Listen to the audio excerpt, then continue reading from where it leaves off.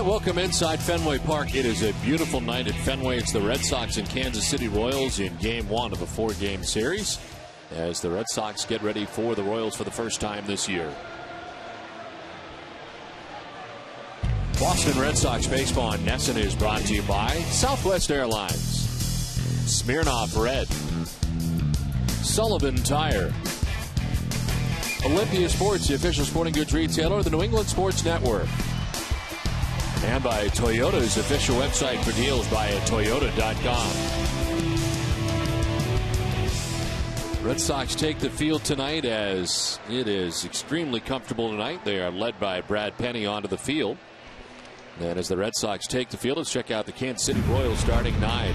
David DeJesus is in center field leading it off with Willie Bloomquist at shortstop, Billy Butler at first base, Jose Guillen in left field bats fourth, Mark Teahan at third base, Mike Jacobs is the DH batting sixth, Miguel Olivo doing the catching batting seventh, Alberto Callaspo at second base bats eighth, and Ryan Friel in right field bats ninth. On the mound making his 17th start of the year is Brad Penny. Comes in with 6-3, his record, a 4.67 earned run average, 61 strikeouts, and the opponent batting average of 289 against Penny.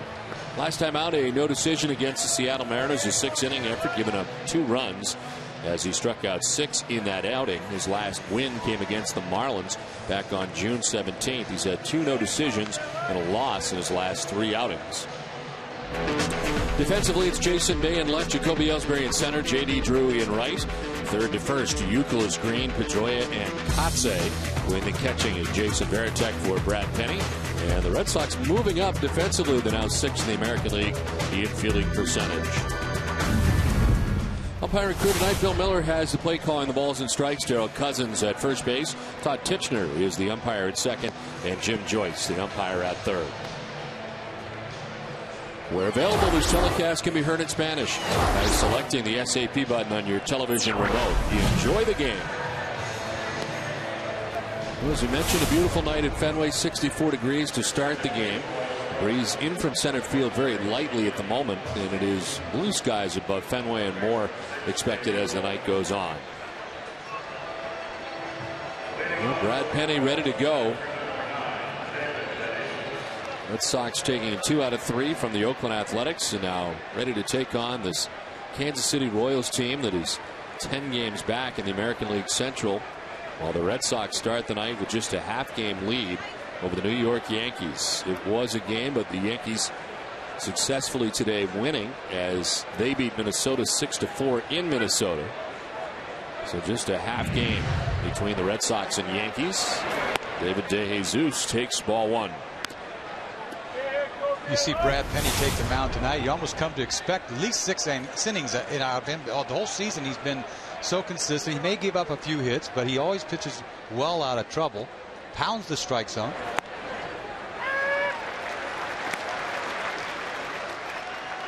Well, Kansas City's been a pretty aggressive swinging team. You wonder how that bodes against the guy who throws a lot of fastballs and how that'll work out tonight. Well, it's kind of hard to change your style. You know, you're not going to just fire stuff in the dirt. I mean, you're going to try to, like he does, establish his fastball and go from there. Well, Kansas City, as you mentioned, 10 games back of the Detroit Tigers in the American League Central. Trey Hillman, his second year as manager of the Royals, and where they are as far as the ranks go. And in tough shape in that regard. Only Oakland worse as far as average and hits go. Outside, it's 2-2. I think everybody got carried away at the start of the season. They started off so well, Kansas City. They were pitching so well, and they do. That's the best part of their club is their pitching, but they'll catch up to you after a while. This offense just hasn't been anything. I mean, they're out of a couple players, but they need more than that.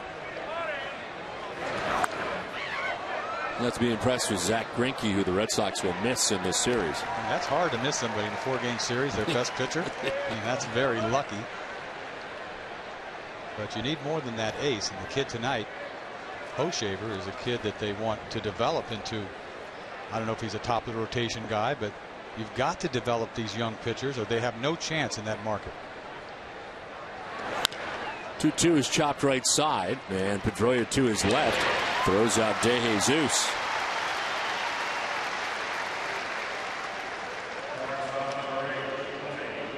So 1 out here in the first inning. Here's Willie Bloomquist, the former Seattle Mariner. It's at .278, 2 homers, 18 runs batted in.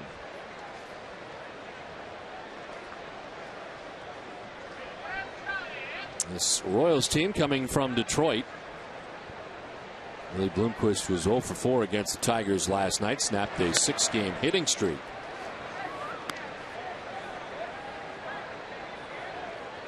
Zach Greinke pitching against the Tigers. Give up 3 runs over 2 innings. Ended up losing to the Tigers last night as Detroit won 3-1. Kind of wonder where they'd be without Zach Greinke. I mean, he's 10-5 this year. They've just absolutely fallen apart over the last month and a half. They started very well. The injuries is what they point to, but certainly things have not gone as well as they started the year. 18-11 out of the gate, but since then they've gone 18-37. And I think most were excited because of the start that they had, but also because the AL Central is kind of anybody's. Really, you take a look and you wonder who's going to win that division. With the Tigers on top by 2 games over the White Sox. Minnesota's there 3.5 back. Cleveland has been a bit of a disappointment. Here's the updated. And the White Sox 2.5 back now of the Tigers. Chicago played day baseball today and they lost to the Cleveland Indians 10-8.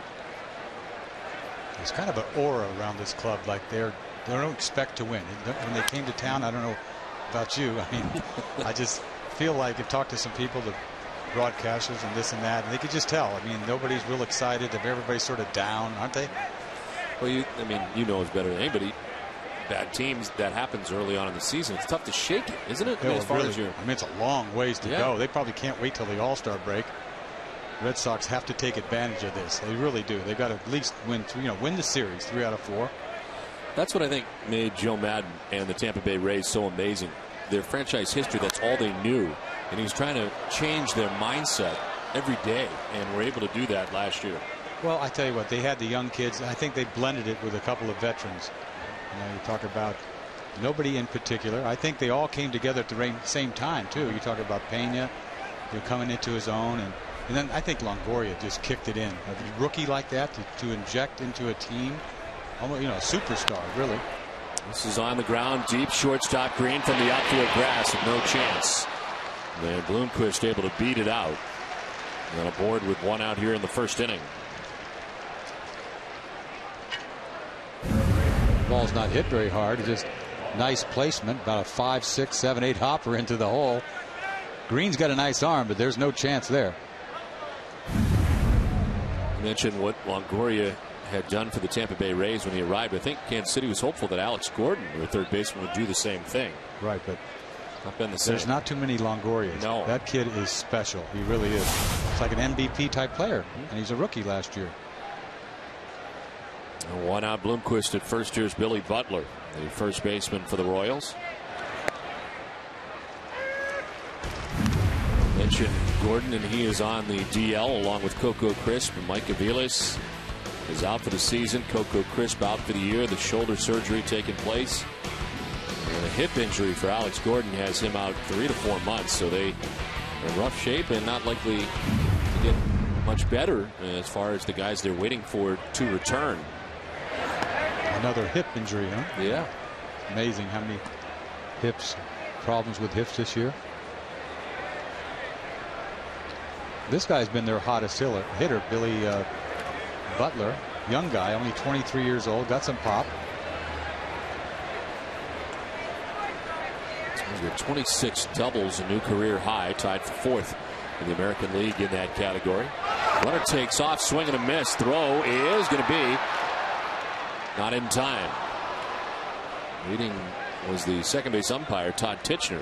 That's 16 stolen bases. I had no idea that Bloomquist was this kind of speedster, throws not even close. 16 bags. He's never really got a chance to play with Seattle, but he's been running a lot this year. He's been very valuable for Kansas City as far as his versatility. He's made starts at every position except first pitcher and catcher this season. 1-2 sliced foul. Do it again. They've got a couple players they move around a lot. Tien at third base has been all over the place too.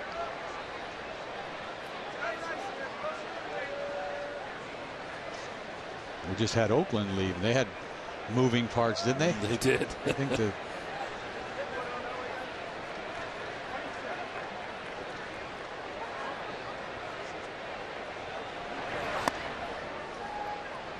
Two and 2 to Billy Butler.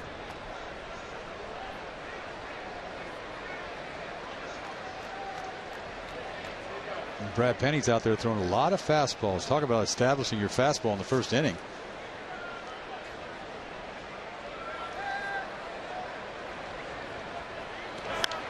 This one fouled off. Yet another one, and it's still 2 and 2.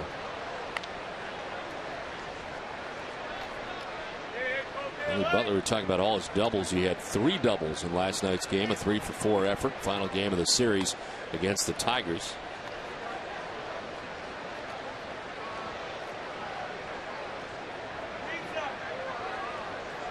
He is 0 for his last 10 with runners in scoring position. He's got Bloomquist at second base with 1 out.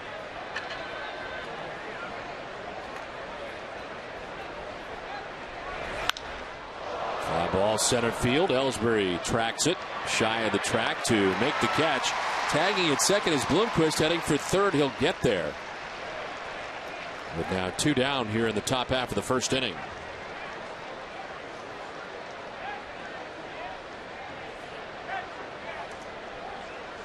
So 2 outs, and here's Jose Guillen. He's had some trouble with his legs this year. Served as the DH last night, but back in the outfield tonight. They put him in left field. And because of those leg problems, figuring they didn't want to have him running around right field, so they figured left field would be the answer if he was going to play the outfield tonight. He had a nice year for them last year. They gave him a ton of money. They gave him a 3-year contract, like big money.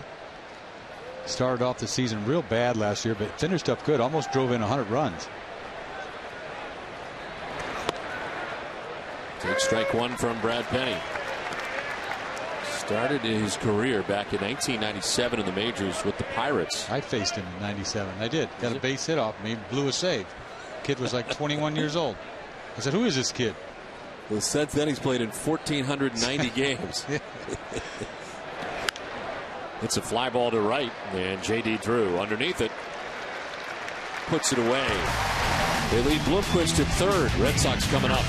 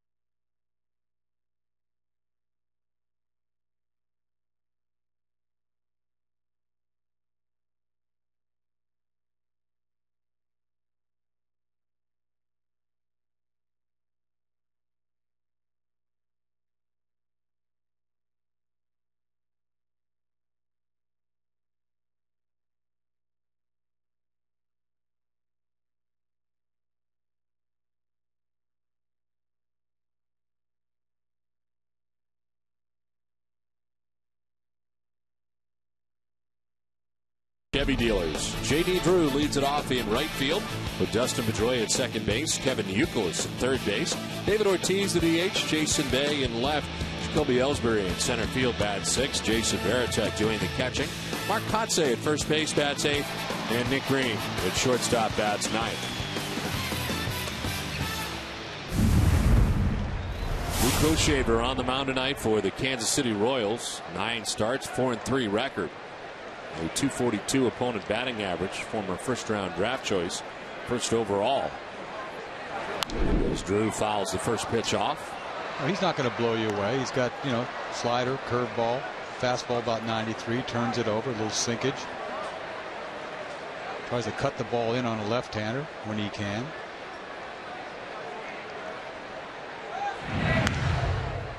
Stays away with ball 1, 1-1.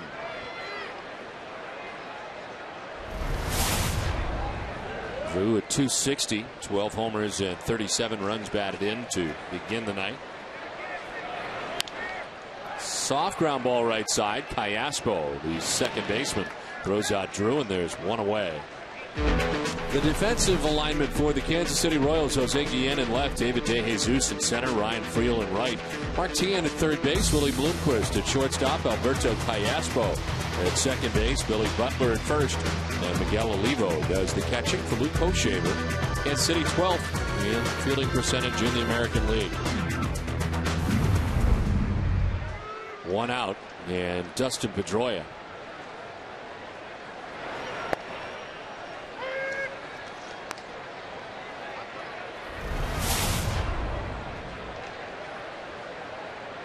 Pedroia .296, 3 homers, 37 runs batted in.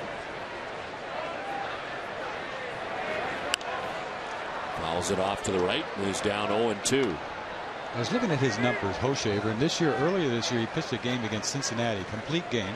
It's the only complete game he has. He threw 80 pitches. Unbelievable. It goes to show you that he likes to, keep the ball down, put the ball in play. That's contact. 80 pitches, 99 innings.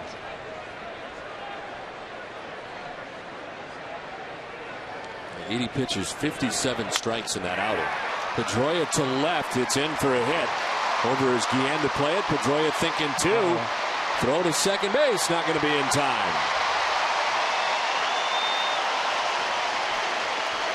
Pedroia thinking 2 out of the box. You got Guillen in left field, who's got a gun. You see this good curveball down the way. How did he hook that ball? I'll never know. You think he'd shoot it to right field, but he doesn't. Hooks it down the line. Like I said, Guillen can throw, and this is a shallow left field. He just challenged him. This throws off line, and that's a double easy.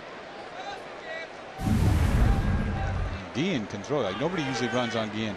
He usually plays right field. He got that right field gun. They've got him in left field. Well, 3 doubles in the last 2 games for Dustin Pedroia. Stands at second base with 1 out. Kevin YOUKILIS the batter. Takes strike 1. Boy, when Pedroia gets hot, he can hit anything. Breaking ball out of the strike zone away, and he hooks it. Last night he hit the chalk down the right field line, then he hit the wall, 1 hop the other way. I mean, he's incredible. He's 8 for his last 13. And he stands at second base with 1 out. On the flip side, YOUKILIS has been struggling. He was 0 for 10 in the series against the Athletics, and 1 for 23 on the homestand right now. This one fouled off himself. You talk about a guy that goes in a bad streak like Youk, and it comes down to seeing the ball. As a hitter, sometimes you just can't see it. Now, another thing is pitchers make good pitches on you for a period of time. Seems like you never really get a good pitch to hit, but if you're not seeing the ball real well, you're going to have trouble. And that's how guys are streaky. Sometimes they just can't see it as well. No rhyme or reason. So he took that one off the knee. And home plate umpire Bill Miller giving him some extra time, says he's all right.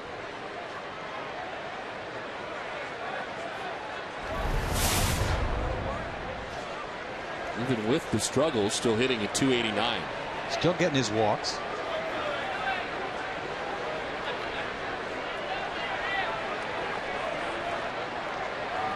YOUKILIS to left. Guillen back. It's going to grab some wall. From second base comes Pedroia. Red Sox lead it 1-0. Youk gets an 0-2 pitch. I think this is a mistake. He didn't get the ball in like he wanted to, but Youk made him pay. Fastball in, left it. He wanted it to be in, left it right down the middle. 0-2. He crushed this ball, smoked it on the line. Guillen gets this ball, barehands it, and he decides not to go to second, which was very wise. But RBI base hit by Youkilis off the wall. First base hit in the last 16 tries for Youkilis. It's an RBI single. And that's one where Fenway kind of takes away what would have been a home run in most ballparks. Might have been. I mean, that would have been. I'd like to see where that ball would have went in a normal ballpark. David Ortiz, first pitch swinging, fouls it off. David now 9 home runs in his last 28 games. Last night, the 3-run shot.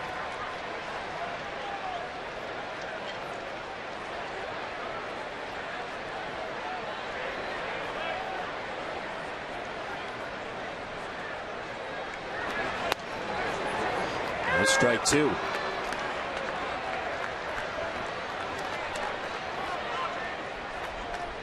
Ortiz sitting on 299 home runs in his career.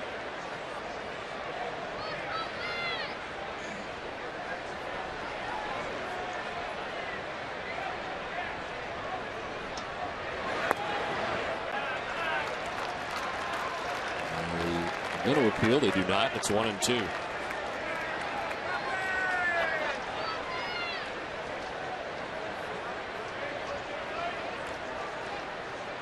Since 2003, David Ortiz with 241 home runs. And with those 241, he's 6th on the Red Sox all-time list right now. And most of his damage at Fenway Park this year. Inside, it's 2-2.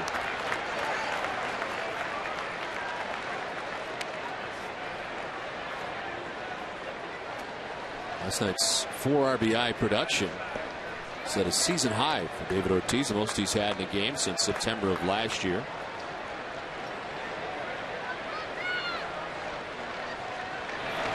Ortiz to left. Guillen looking up, and it's gone. Should be. 2-run home run for Big Papi. Just up over the green monster in left. And the Red Sox lead it 3-0. Home run number 300 for David Ortiz.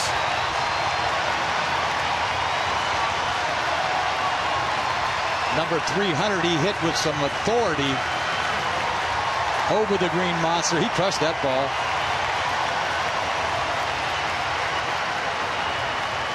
The monster almost took another home run away. Just barely got in for number 300. You see this ball down away after he threw a slider inside. He was all over this. Just a matter of, is this ball high enough to get in? And it just gets over the wall. With that little shelf up there. And umpires in the past have had real trouble with that type scenario. Give credit to Jim Joyce, third base umpire. Was out there to make the call. He saw the way it came off. Very tough to be standing on the field and look up there. You see it come back, which makes it tricky. But they get it right.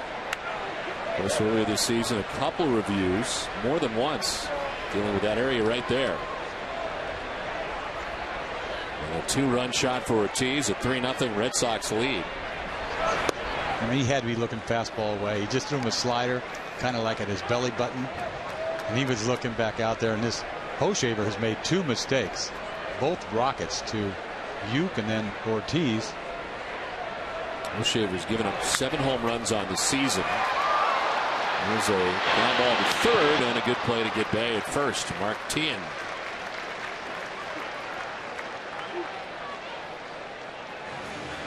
So Bay retired. Nice play by Tien. A hanging breaking ball.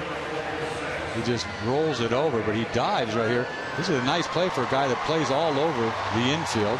Gets up, throws him out.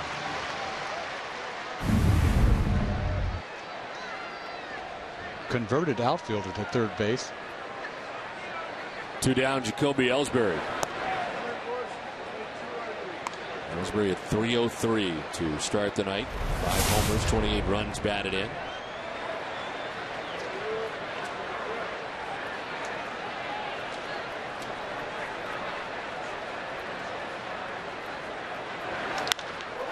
Fly ball center field. De Jesus back onto the dirt of the track to make the catch that ends the inning. Red Sox scored 3 times in the inning. Big Papi with his 300th career home run. They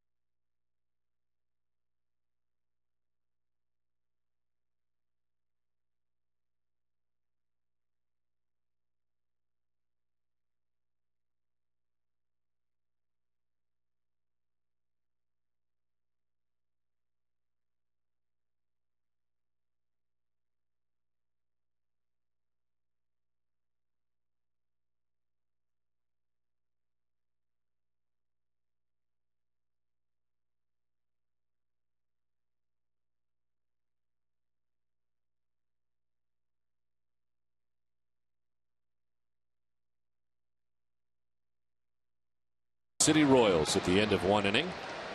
Brad Penny with that 3-run lead now to work with as he toes the rubber for inning number 2. Mark Teahan, Mike Jacobs, and Miguel Olivo coming up. Penny on 22 pitches got through the first, gave up just 1 hit. What a great feeling it is, starting pitcher, when you go back out there 3-0. Beautiful. Things are going well. Now I can really go after people.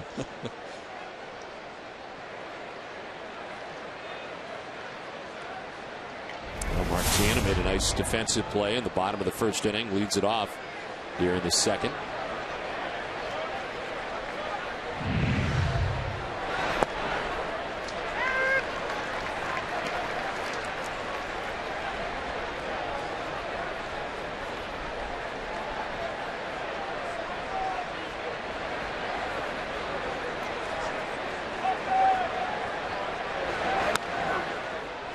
He elevates, misses, and it's 1-1. I see Penny a lot. He grabs the ball like a fork ball every time. You see it right there. And he throws maybe 3 fork balls all night, but he grabs it every pitch. Swing and a miss. 94 on the fastball. 1-2. Something about when guys swing and miss, it seems like it's much harder, doesn't it? Yeah. Well, that was a hard one because they swing and miss. It's got to be a great sound for a pitcher when it hits the catcher's mitt. Oh, it's all about the catcher's mitt. If you have a catcher that doesn't have a loud mitt, make a sound, it drives me nuts. I want to hear it. Yes. They make me throw harder. That's a nice. That ball went down 95. This ball disappears, and it's a fastball, but look at that. It goes straight down. You see the leverage that he has because he's so tall? He throws downhill. See? He goes downhill. We've heard so much that when Penny is at his best with his fastball, it's that downward plane. That's perfect example of that. Right there, right? Totally. Because it's hard to punch people out low. When because usually they make contact when the ball's down, ground ball, but that's low hair. With a tilt, that's leverage going straight down. Mike Jacobs coming over from the Florida Marlins, 223 average. 11 homers, 28 runs batted in. They're hoping he would add some thump. He's done that, 11 homers. And last night off.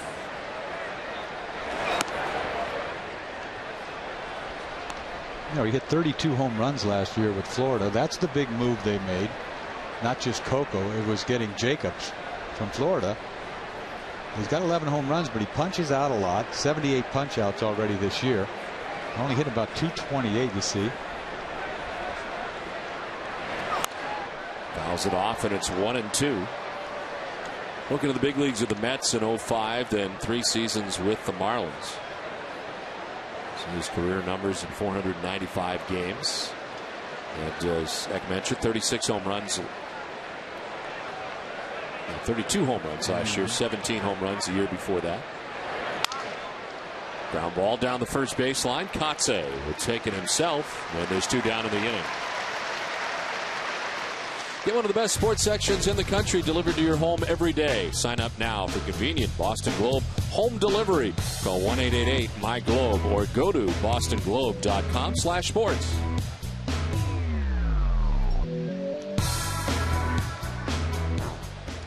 Two down here in the top half of the second inning. Miguel Olivo, the catcher for the Kansas City Royals. Olivo at 249, 13 homers, 34 runs batted in.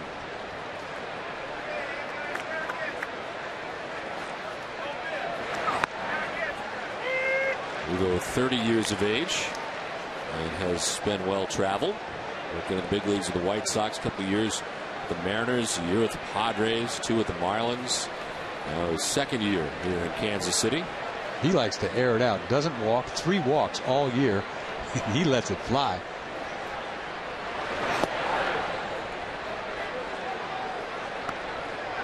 You think he'd accidentally walk 10 times, right? Got to run into one every now and again. Come on. He walked a total of 7 times last year. And they added to this year, 3 this year. I mean, that's incredible.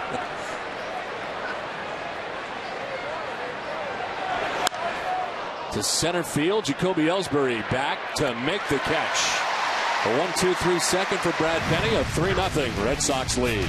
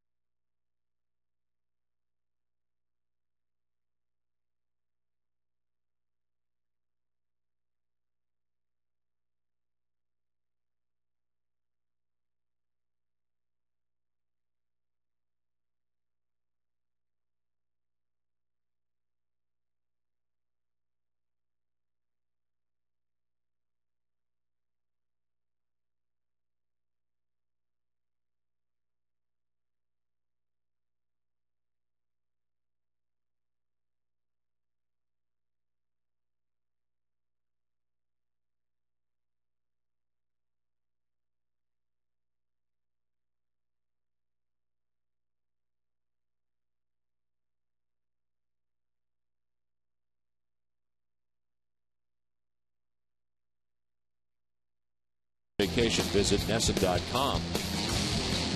As we head to the bottom of the second inning. Don and Eck, first Red Sox game. Well, welcome to Fenway Park. Glad you joined us. It's going well for the Red Sox so far here tonight. As they have a 3-0 advantage heading to the bottom of the second inning. VARITEK, KOTSAY, and Green. Koshaver giving up 3 runs in the first. Well, he just couldn't get his feet on the ground the first inning. He made a lot of mistakes.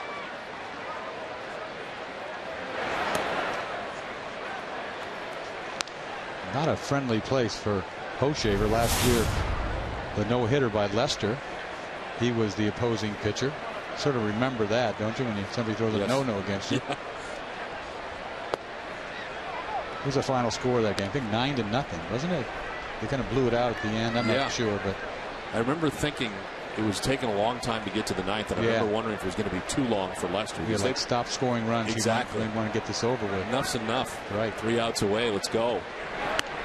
I also remember that the guy at second base, Alberto Callaspo, was the final out of that no-hitter for John Lester.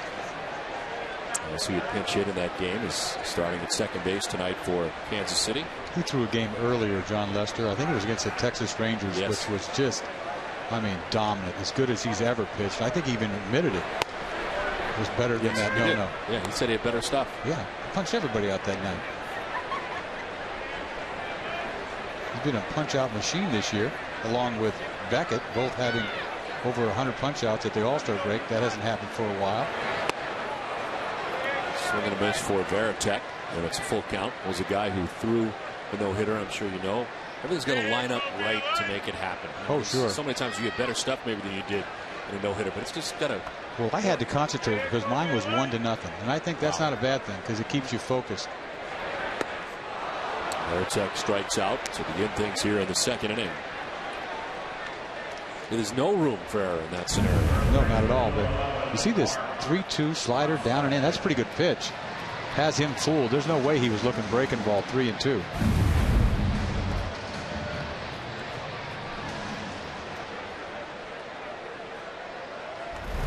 One down, Mark KOTSAY, 288 hitter with a home run, 4 runs batted in.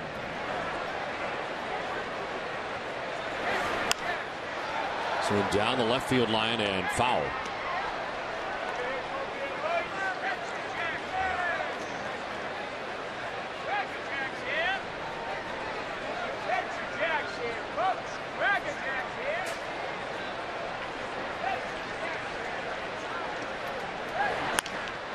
Puts it to second and 2 hops. Cayaspo able to stay with it, had time to recover, and he throws out KOTSAY. So 2 down. Nick Green coming up.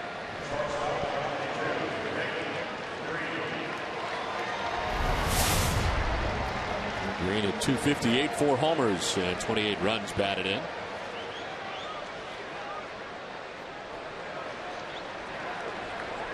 He was 1 for 11 in the series against the A's. Relatively quiet homestand for Nick Green. 3 for 18 on the homestand.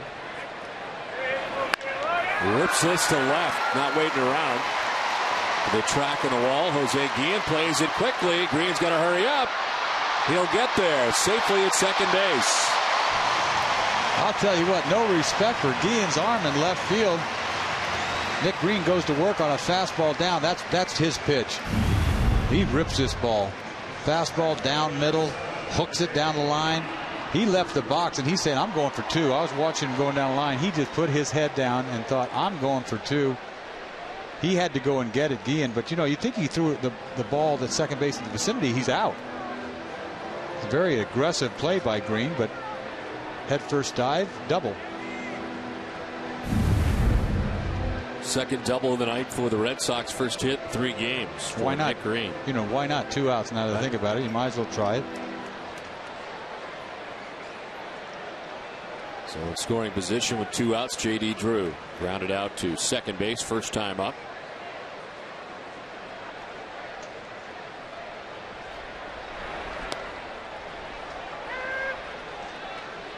Drew didn't like it. It's strike 1.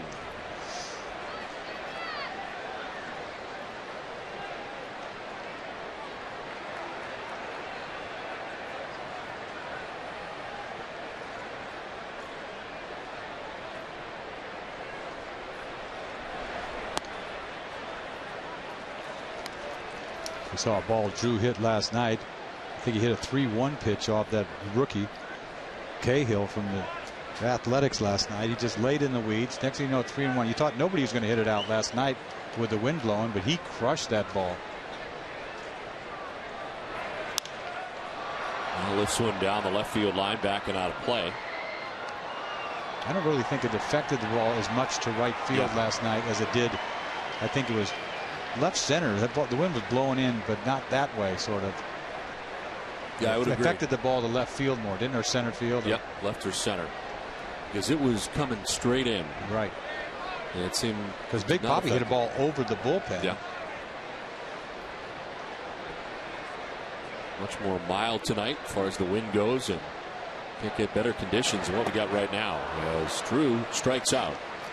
They leave Green at second base. We play 2 from Fenway. It's 3-0 Red Sox.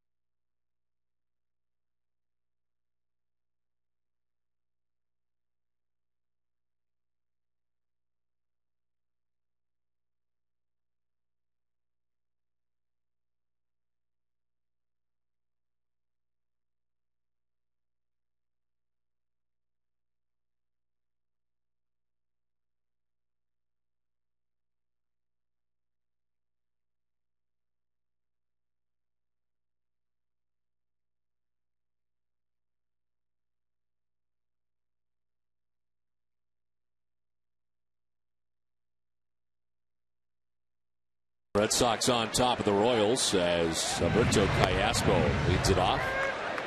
And take strike one. Callaspo, Friel, and De Jesus bat in the third. The last out in the no-hitter. We called him Callaspo at the time. You've had to figure it out, huh? The last out. We've had some time to figure it out. He was a pinch hitter. Isn't that awful? Late in that game. And he was called Callaspo at the time, but it's an unfortunate situation. He was Callaspo. Bonifacio would have done it to me for the last out. My favorite pronunciation you had was Bonifacio. And the only reason it's not that tough, is it? No, well, but it is. When you're trying to say it in a hurry, you can't think. It's like it's hard. And he made the play, so I had to say his name. Stuck. And he was out of position. They were, never mind. It's Callaspo, who was down 1-2.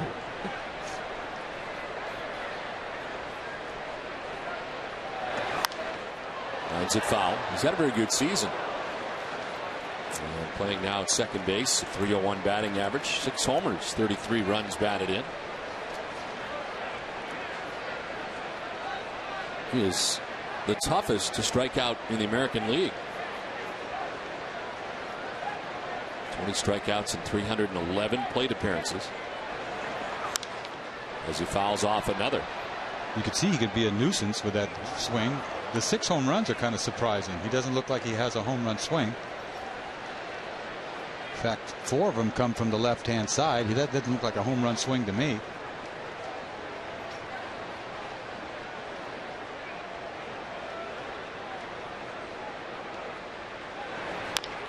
Chops it back to Penny. Fields and throws for the first out in the top half of the third. Well, with their 3 runs tonight, Red Sox have now scored 440 runs this season. And speaking of runs, visit DunkinRun.com today and grab a group order of America's favorite coffee and snacks. Dunkin' Run. Invite, order, run, enjoy. How's that for easy? America runs on Dunkin'. 1 out, 6 in a row. Retired by Brad Penny. And here's Ryan Friel. To right field. And J.D. Drew makes the running catch. I wonder if that was going to hold up long enough for him to run underneath it. It does. And he makes the catch 2 down. We didn't get a chance to say how well he hits off of Brad Penny. Ryan Friel. That's why he was in the game. You wonder why he would be in this lineup. 9, what is he? 8 for 19, hitting over 400. And he jumped on the first fastball. I'm guessing that's your key matchup. I think that's what it was, but you can't be hacking at the first pitch when you're the key matchup. You can't even get to it. I'm going to tell you anyway.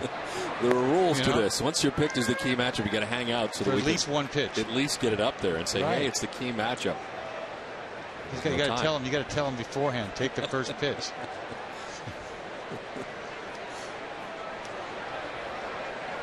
De Jesus grounded out second base first time up as Penny goes second time through.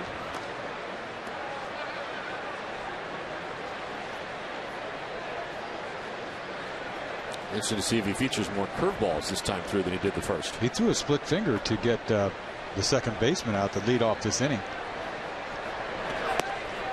What's his name? What's that guy's name? Alberto.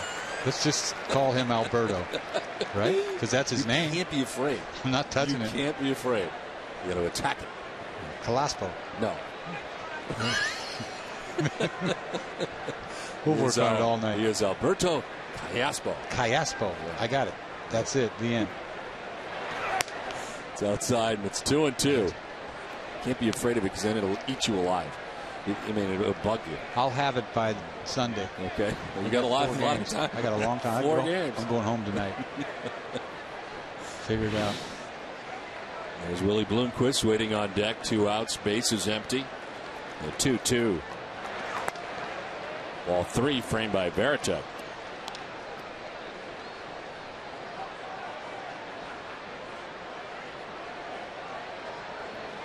Each of the Yankees played today, won 6-4 against the Minnesota Twins. Just a half game between the Red Sox and Yankees to start tonight. It's hard to win in Minnesota. They swept them, I think. That place is deadly to go in there. They're going to play outside next year. I wonder what that's going to be like in Minnesota. You've played outside in Minnesota before. In April? I mean, it's cold. Brutal. Yeah. They must have a retractable. No. You're kidding. No. Target Field's going to be wide open. Whoa. Not far from where the Metrodome is now. This one fouled straight back. Had a chance actually to walk through it when we were in Minnesota, and it's going to be a beautiful ballpark, but it is going to be outside and it is going to be cold. I mean, what's it going to be like dimensions wise? It's actually going to be pretty small. No, it's not going to be a big place. Any unique like little things? No, nothing really that jumps out at you.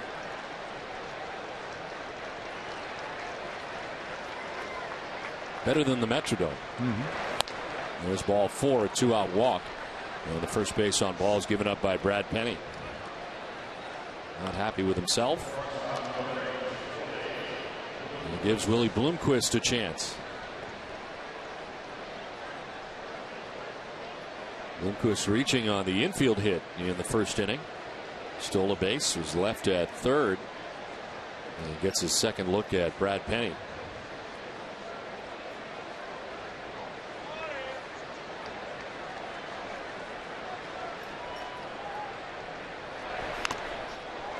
This one fouled off VARITEK for strike 1.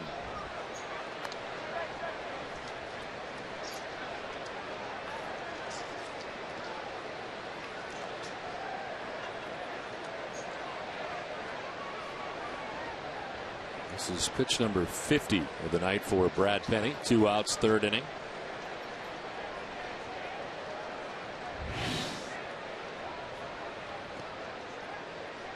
It's a ball and a strike to Bloomquist. You know, with Penny, he seems to throw a lot of pitches, doesn't he? Every six, he'll go 6 innings, but he'll get to 100 pitches, and he couldn't go any farther anyway in this day and age. But he tends to throw a lot of pitches. I think they foul off a lot of those fastballs. He goes into deep counts.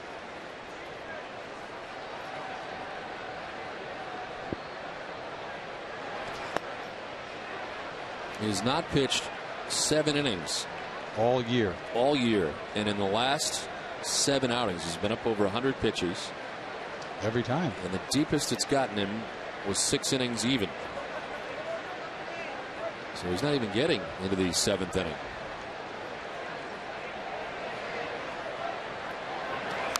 This one fouled off, and it's 2-2. Boy, he could pump some fastballs, Kenny. He just keeps going at him.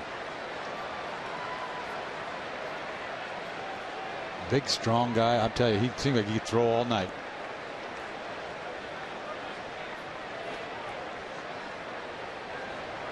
Red Sox have to be thrilled with what he's given them this year.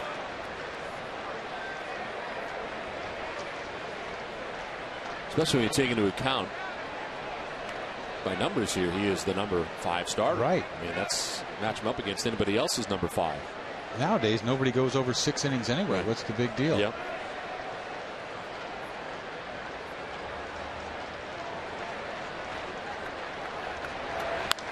To center field, and a base hit for Bloomquist. De Jesus takes second base, and the Royals have something going here with 2 down. Yeah, this 2-2 pitch didn't look like he let it go. I don't know if he has a split finger now. Anyway, that ball's belt high. He shoots it right up the middle. Got to get the ball down.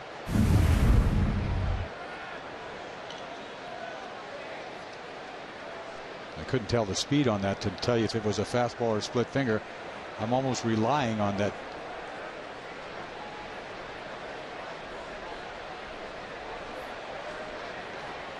It's first and second with 2 outs in the inning. Billy Butler flied out to center. His first at bat, fouls the first pitch off to the right. Well, for Brad Penny, he has surrendered 3 runs or less in 8 of his last 9 outings.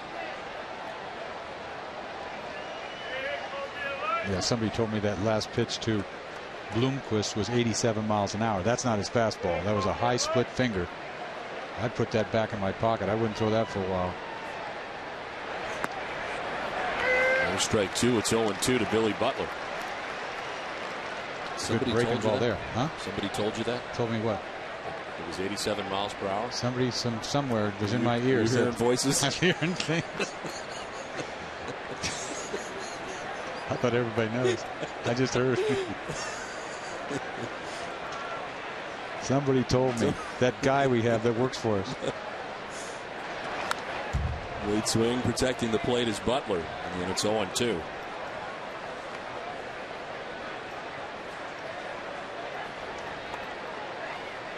We got 2 quick outs in this inning. A walk for De Jesus, single for Bloomquist, 2 on, 2 down.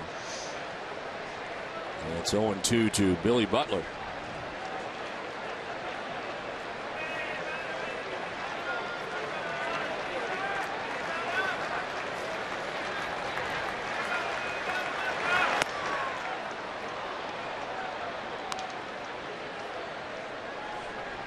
He doesn't need a rosin bag. He uses his head to get moisture so he can get a grip. Starts sweating up there. It's a good place to do it. You got to find your sweat somewhere so you can get that grip.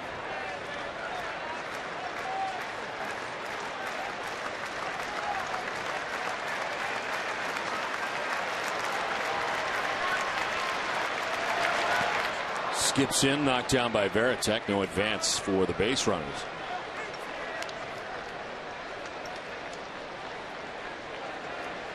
This pitch count just keeps going up and up.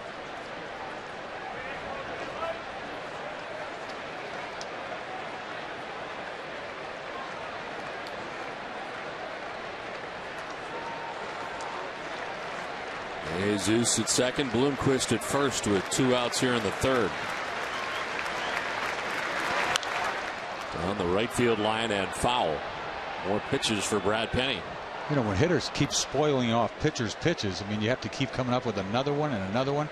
That was a good pitch he just fouled off.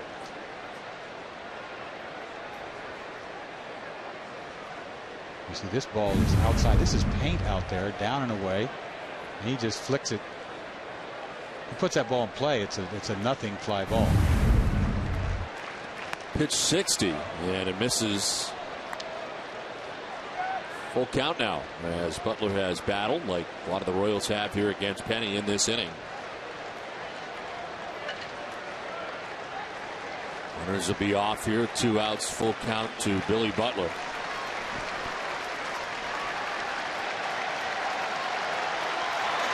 Breaking ball this time, and it's grounded down the 3rd baseline. YOUKILIS got to hurry up, and he gets it there in time. Nice play. The Royals strand a pair. Red Sox lead it 3-0.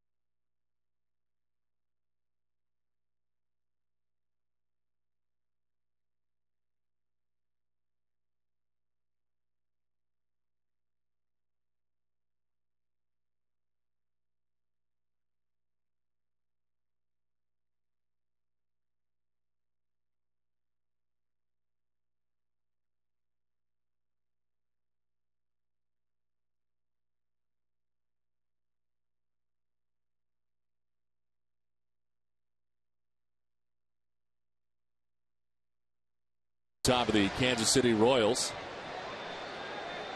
And it's Dustin Pedroia leads it off in the bottom of the 3rd inning. Pedroia, YOUKILIS, and Ortiz.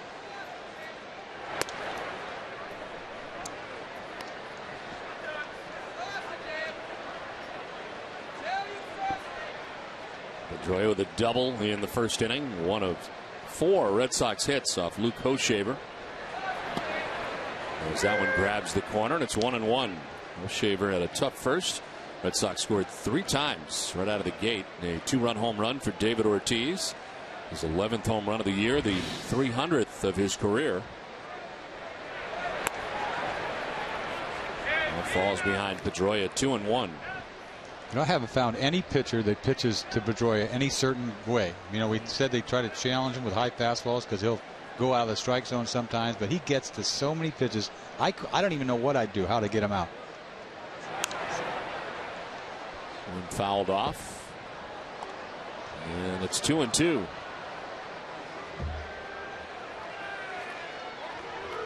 I mean, you get to 2 strikes, you might try to elevate a little bit with him, hoping he goes after that high fastball. Seems like most this year have been trying to stay away from him and work him away. Now he's been able to make some for the most part they go away for the most part. Trying to do that again. Short left field, in comes Guillen, and he makes the catch for the first out here in the bottom of the 3rd inning. Well, the all-inclusive Monster Road Trip is on sale now at RedSox.com for the August 11th through the 13th games against the Tigers, and the August 24th through the 26th matchups with the White Sox. Once in Boston, you'll be treated to the top-of-the-line chauffeured limousine service before watching the game from Fenway Park's most sought-after seats on the legendary Green Monster. Visit RedSox.com/Monster Trip for all the details today. Kevin YOUKILIS bats with 1 out. He singled off the wall and left to drive in a run in the first inning.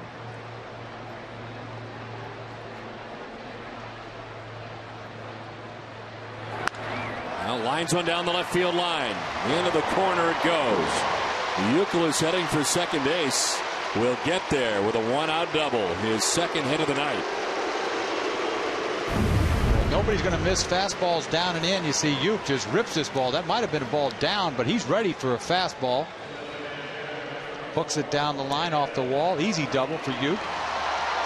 This kid, you know, if I was Hochevar, I'd say, oh my goodness, he just threw a good breaking ball to start off YOUKILIS with, and then he throws a ball down, and YOUKILIS just yanks it down the line. It's like he's got to be gun shy after this. Pitching coach coming out.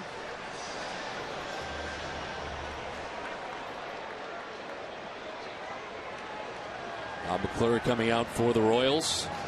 It's time to bring you up to speed with the AT&T Rapid Rewind.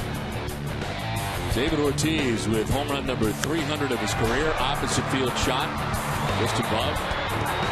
Green Monster in left with the Red Sox on top 3-0. AT&T, the nation's fastest 3G network. AT&T, your world delivered.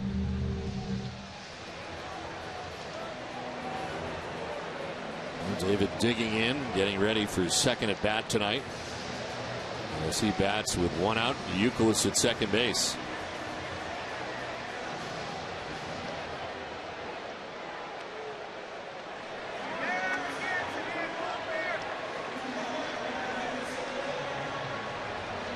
You think they try to be a little careful with Ortiz this at bat here, make him try to swing at something that's not a strike.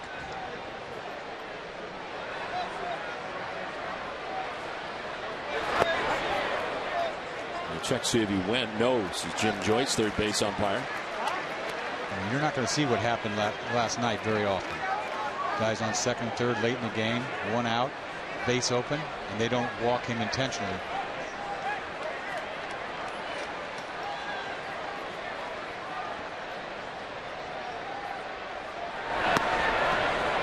Outside, 2-0.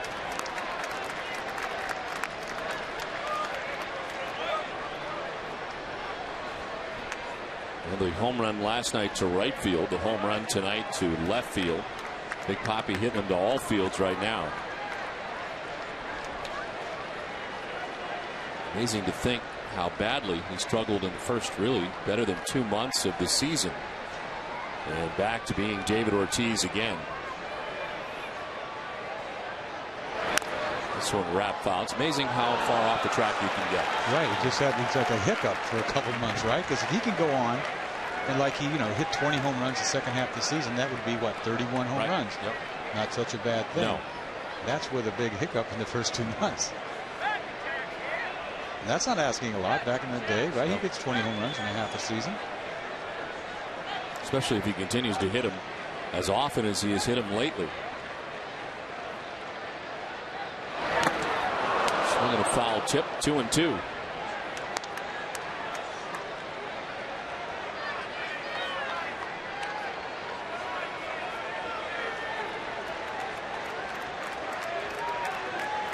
Jason Bay on deck, 1 out. Kevin Youkilis at second base. The Red Sox batting in the home half of the 3rd inning. See if he tries to come in here. I think he's going to stay away.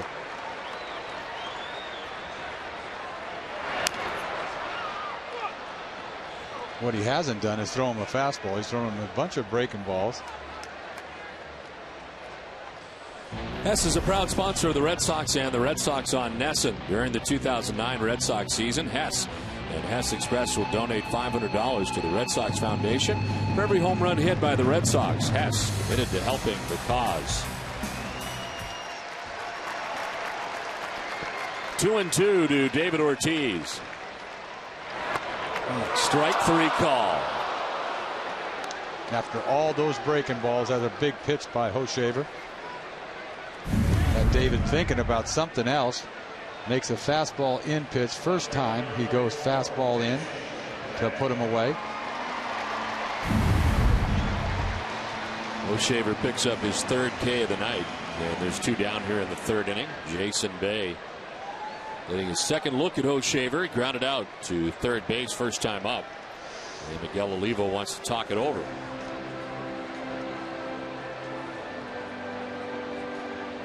Hochevar is 25 years of age, as we mentioned, selected in the 1st round, 1st overall in 2006, and last year was 6-12 for Kansas City in 22 starts. Only spent 1 year in the minors before getting to the big leagues in 07. So really kind of developing at the major league level. And there for strike 1. You know, you'd think if you were the first pick out of the whole draft, like this year, Strasburg, you know, he can have an impact right away on a club like Washington. I mean, you think you get the first pick, you'd have somebody that could be impactful to you quickly. Well, that's what they hope for from Hochevar.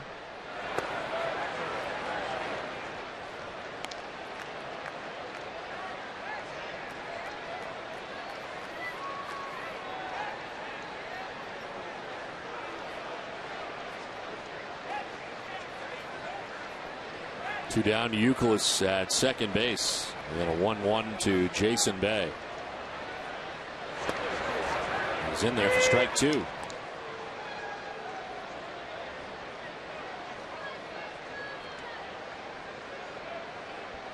Hochevar was their first round pick in 06 and 05. Alex Gordon, of course, is on the DL right now for them.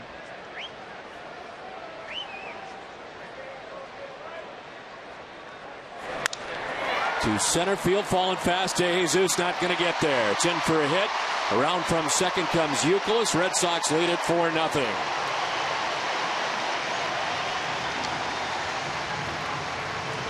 That's a big hit by Jason Bay. This is a tough pitch. You're talking about 1-2 pitch, curveball down. He doesn't exactly sting it, but I think he was looking for this because this is a nasty curveball. How could you have a swing like that with a pitch that's so nasty? He had to be looking for it to have such a good swing. He was right on this, hit at the end of the bat. But if I'm pitching and a guy gets a hit off me like that, it's like he had to be sitting on that thing. That's my best breaking ball.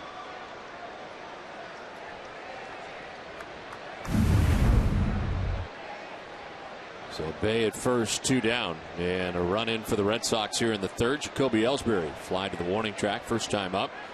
But DeJesus was back there to make the catch as they check on Bay, who's been running a lot more lately.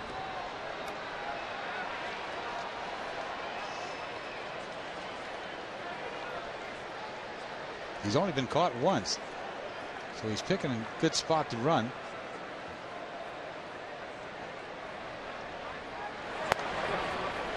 Ellsbury takes the strike and is down 0-1. Well, the Red Sox scoring 3 times in the first. They've added a run here in the third. And with 2 outs, Jason Bay is at first base. Boston with 6 hits and 4 runs off Hochevar. Hochevar's got to be shaking his head.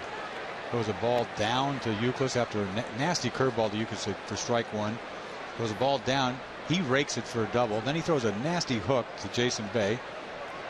RBI. It's like, what do you got to do in this league?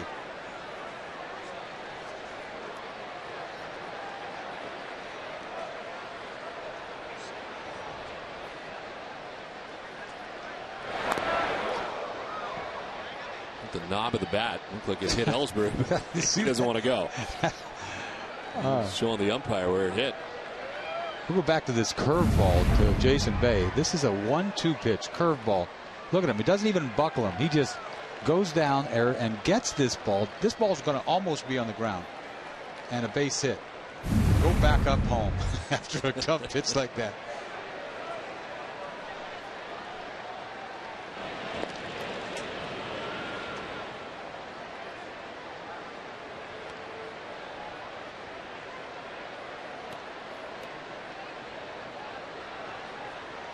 The Red Sox have had at least 1 base runner in every inning. And at Bay at first with 2 down, a run in.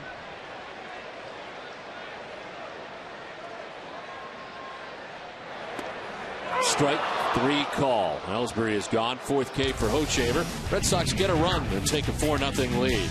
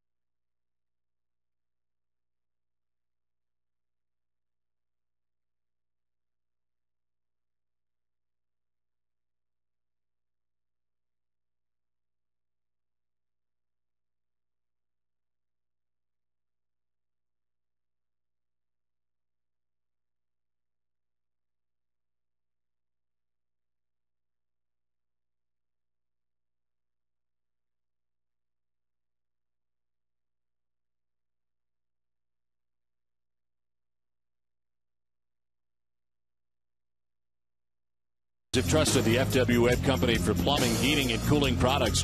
Now homeowners can visit one of their 27 Frank Webb Bass Center showrooms. Product knowledge and friendly guidance make both sides of Webb a home run. It's the 4th inning, and it's 4-0. Red Sox on top of the Royals. Line drive base hit into left field for Jose Guillen. Leadoff single to begin the 4th inning. You gotta be careful, these hitters. They like to swing the bat. He tries to get ahead with a high fastball. They're ready to swing. This team doesn't walk very often. They go to work on fastballs early in the count. Here's Martin, who struck out swinging first time up. The only K so far tonight for Brad Penny as he fouls it off.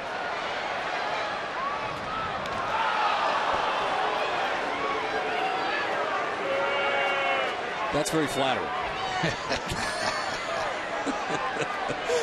It's very nice. That's how good you're going. That's, yeah.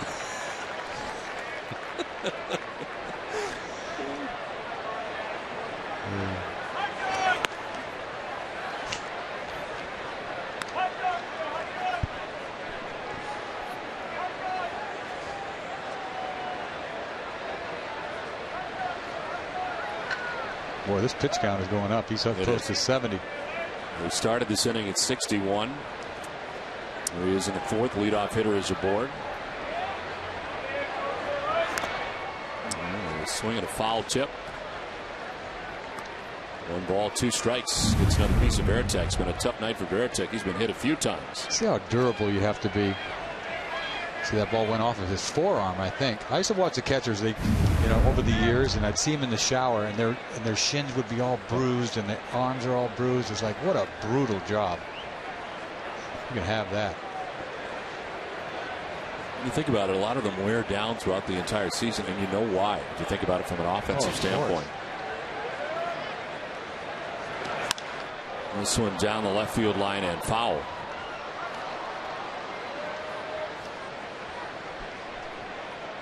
Who's the best catcher you ever worked with? It's got to be Pudge. Yep. Yeah, Fisk. He was something. He's a great athlete. I didn't like how he tried to control. He took forever to get down in there. Forever. I like my tempo. He wanted his tempo. But it worked. I pitched good with him, but I wouldn't give him credit for it. I'm the one that painted. He just called it. Lined into right center field. Martin's got a base hit, trying to go to third as Guillen. He'll get there. And all of a sudden it is first and third with nobody out. These Royals are jumping on fastballs. See another high fastball. Tien yanks the ball into right center field. Guillen knows he can go to third on this easy.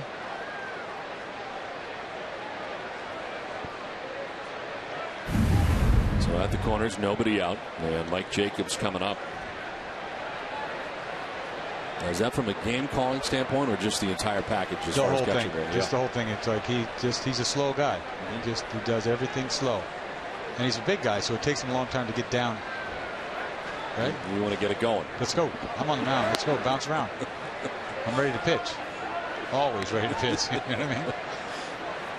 A little anxious. So maybe I needed to calm down. Right. I never thought about that. It never dawned on me. It could have been me. Right? That's true.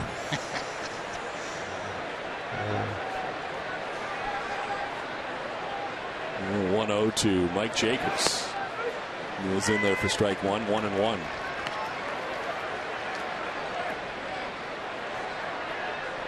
Who did you have in Oakland? Terry Steinbach? Steinbach. Yeah. He's not on the list, apparently. No, he's on the list. He's on the list. Yeah, he's a good catcher. Yeah. Don't want to disrespect him. He can play.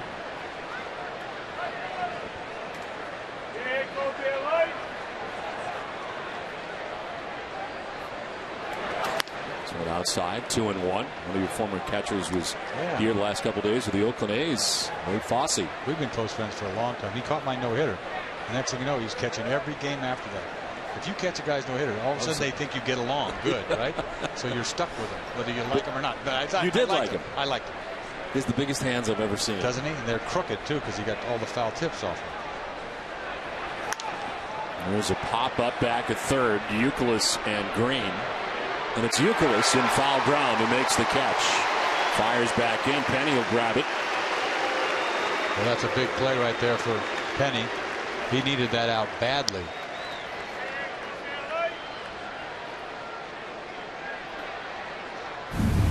See him in the fastball way, and Jacobs is late. Easy fly ball. Easy for us, but he's got that wall there to contend with. Handles the first out here of the fourth inning. Miguel Olivo coming up. He flied out to the warning track in center field first time up.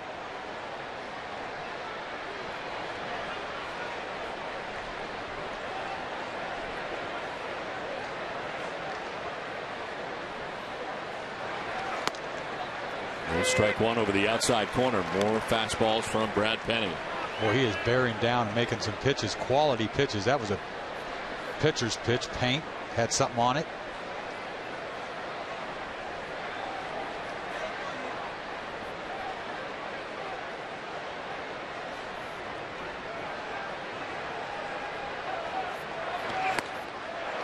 It's 0-2. been a lot of nights where he has worked that curveball in a lot early. That's not been the case tonight. It's been a lot of fastballs for Brad Penny. That's what's helpful when you have the temperature on that fastball, 95. He left that ball out over the plate, but Vito Levo. You can make mistakes when you throw the ball with a good velocity.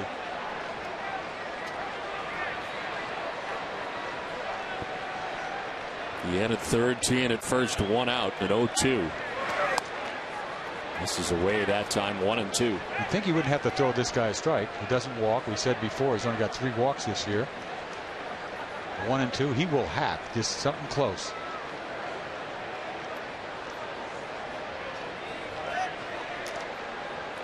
Outfield plays him about straight away. The infield at double play depth.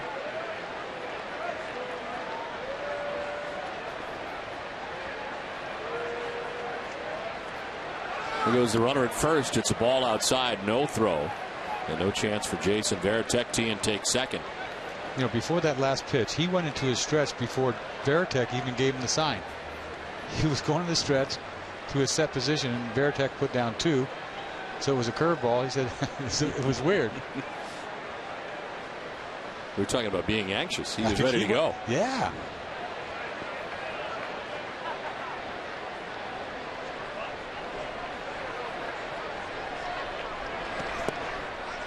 A little low. Ball 3, full count. 97, but low. See this pitch I'm talking about? Watch. He hasn't even given him the sign yet, Red. He hasn't put his fingers down yet. He's gone. He's gone. That's me.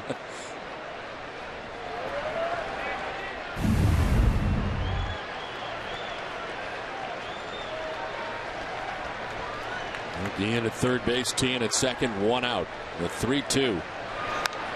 And a pop up, foul ground. Varitek heading towards the stands. Will not have a play.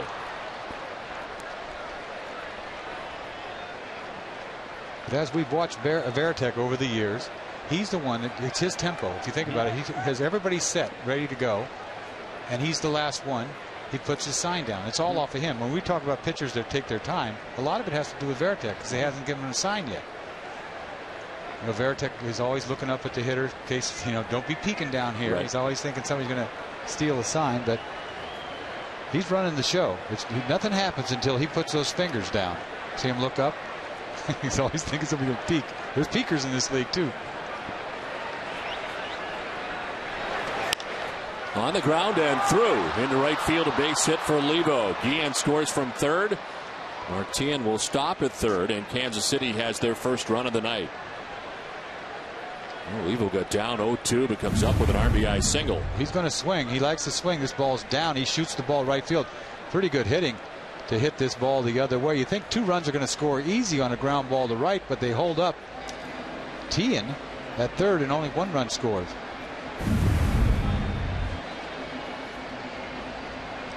So it's first and third now, 1 out, a run in.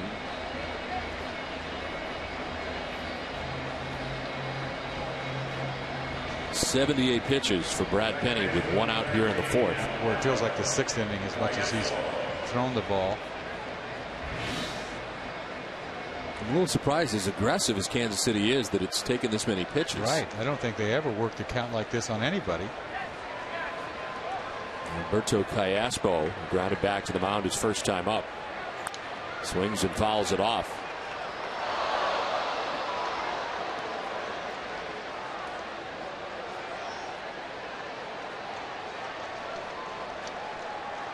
This is where you got to bear down and get these last 2 outs. Martin at third base. Miguel Olivo across the diamond at first, 1 out.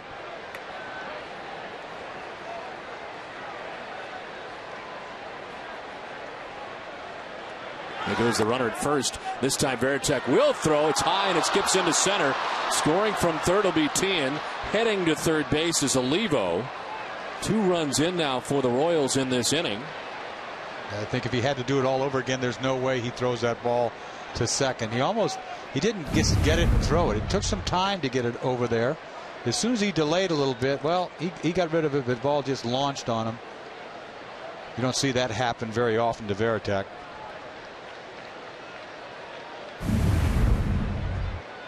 So the stolen base and the throwing error. Run scores. Olivo at third base with still just 1 out.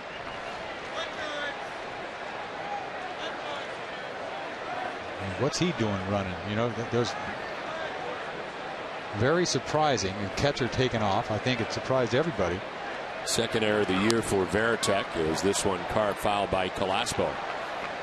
You weren't looking for a stolen base by the catcher at first. I mean, would have faked me out. He had a pretty good jump. If you think about it, he was going to be safe. Even with a good throw, I think he would have been safe.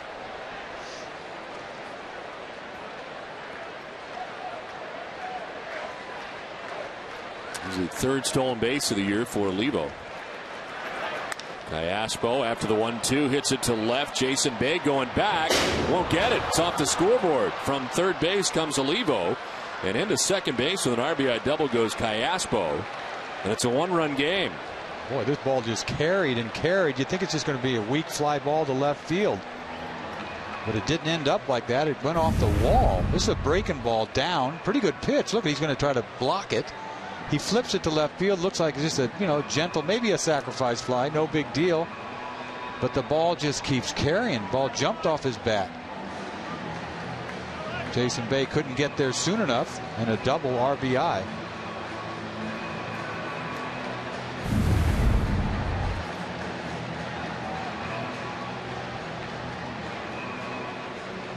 So with one out here in the fourth inning, Kansas City has scored 3 times now. And Ryan Friel is coming up. There is action all of a sudden in the Red Sox pen. Daniel Bard is first up. Well, the Red Sox gave Brad Penny a 4-0 advantage. With a lot of pitches through the first 3, and now the Royals plating 3 runs here in the fourth. He's got pretty good stuff, velocity all night, but he's just missing back and forth. That's why the pitch count is so far up. Friel fouls it off, 1-1. The key matchup is brought to you by Honda. As you mentioned earlier, the reason Ryan Friel is in the lineup tonight. 400 average against Brad Penny, 8 for 20. Saw him earlier this year as a member of the Baltimore Orioles.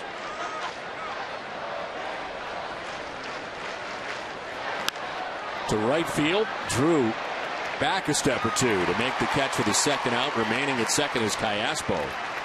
And there's 2 down in the inning. Second time Friel has lined out to Drew in right.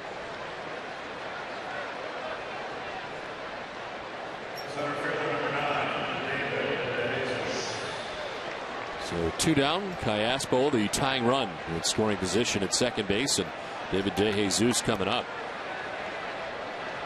He is grounded out and walked.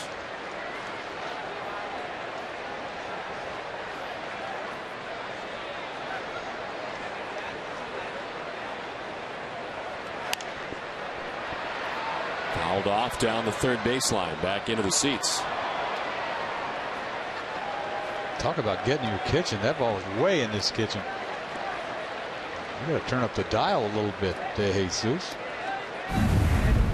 This ball just eats him up. Like, oh, get out of there.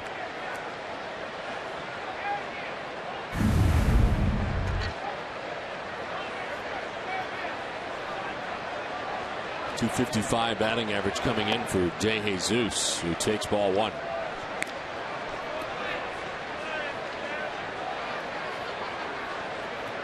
Parts of 6 seasons now in Kansas City for DeJesus. One of their better players who's been for about the last 5 or 6 years. Real 7 batting average a year ago as he lines one to left. Jason Bay is there. He makes the catch out of battle the right bank a little bit out there and left, but reels it in. 3 runs for the Royals. It's now 4-3 Red Sox.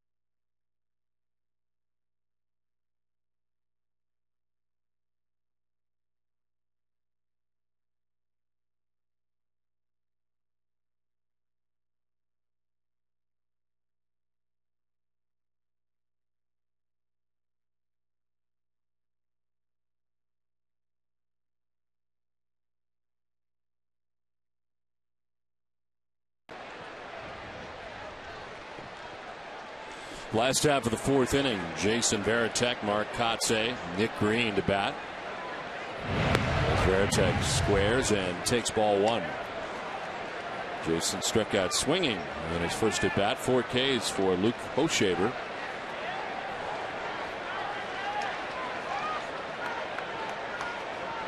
This team's offense has come alive with 3 runs in the top half of this inning. VARITEK fouls it off. Tonight's trivia question is brought to you by Aflac. We've got you under our wing. Aflac! And the question tonight, who is the only Royals player to ever lead the American League outfielders in All-Star voting? We'll the answer for you a little bit later. Bo Jackson. Ruins the contest. That's a guess. That's a guess. That's my guess. The whole idea of we'll wait till later is that we'll wait till later. There I go, jumping the gun again. Mr. Anxious. It could be somebody else. I don't want to ruin it, so it could be somebody else. Yeah. It could be Amos Otis. It could be right. Right? Willie Wilson. Mm-hmm. Right?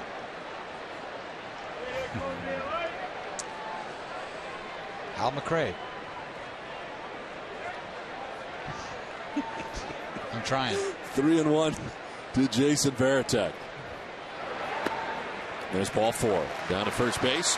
Lead runner on for the Red Sox. First walk given up by Hoshaver.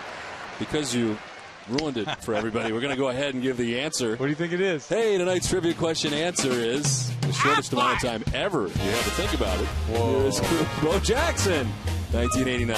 He took me deep. He went deep in the All-Star game. Yes, he did. He and yeah. Wade Boggs went back-to-back in the game in Anaheim. Right. Just watched it the other day. This is on the ground up the middle. Hyaspo to second for one. On to first, double play. And there's 2 down here in the 4th inning. Hoshaver taking care of that leadoff walk. KOTSAY jumper on the fastball. Hits this ball fairly hard, just almost up the middle. Nice play. Turns it, makes it look easy. So 2 down in the inning. Nick Green coming up. George Brett was the only other Royal to lead in fan voting. He led at third base in 1981. Of course, Jason Bay led all AL outfielders in the All-Star voting this year. Bo Jackson was the MVP of the '89 All-Star game. How good was Bo Jackson? I don't know. You never knew how good he was going to be. At one point he was good, and you thought he was going to get better and better. But then he had the hip, I think. Right. And that just really derailed him. He had major power. He swung so hard. And then he can fly. He can go get anything. He's one of the greatest athletes ever. Often wondered if he had just committed to the baseball side instead of the NFL as well. Yeah, how good a player would he have been? He was raw, you know, the way he went about his hitting. And he swung it a lot. He wasn't very patient at all. Strong. Had 109 home runs in 5 years. Kansas City. And he could run. I'm talking about hit a ball in the gap and watch him go. On the ground, fair ball. Kicks off the boxes. Ian plays it and holds Nick Green to a 2-out single. Green is 2 for 2. Like a pretty good pitch again, like curveball going down. He's on it. Hooks this ball right down the line. It goes foul, but it went over the bag fair. Good call by the umpire. 1 hit in the last 4 games for Nick Green. He's got 2 tonight. At first base with 2 down, J.D. Drew coming up. Drew has grounded out to second base, struck out swinging, 0 for 2.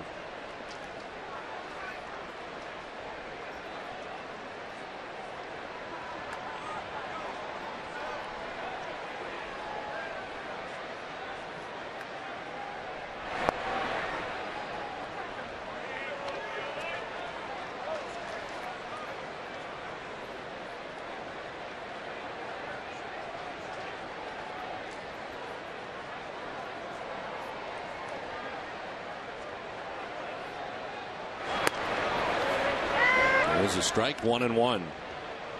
Hoshaver features a lot of breaking stuff, even to left-handed hitters. He'll go back door with it, and then that one there inside half.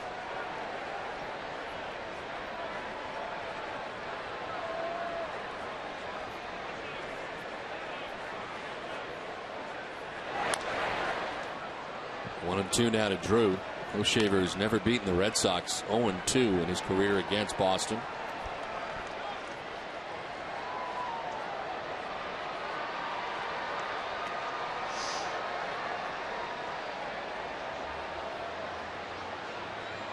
Lost 7-0 here back on May 19th of last year.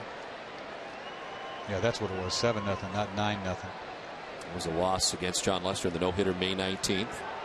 And he dropped an 8-2 decision in Kansas City in August. And Green picked off. See if they can complete the play, and they do. Couldn't elude the tag in the end. We have played 4 full from Fenway. It's 4-3 Red Sox.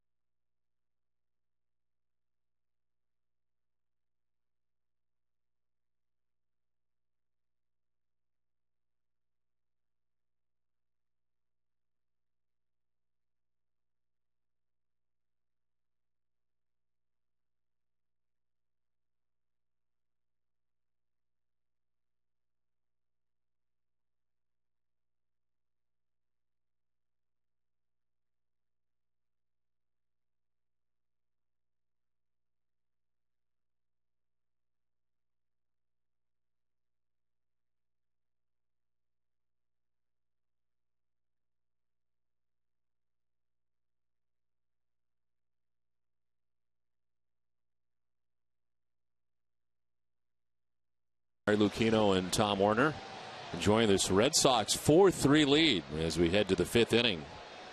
Willie Bloomquist, Billy Butler, Jose Guillen.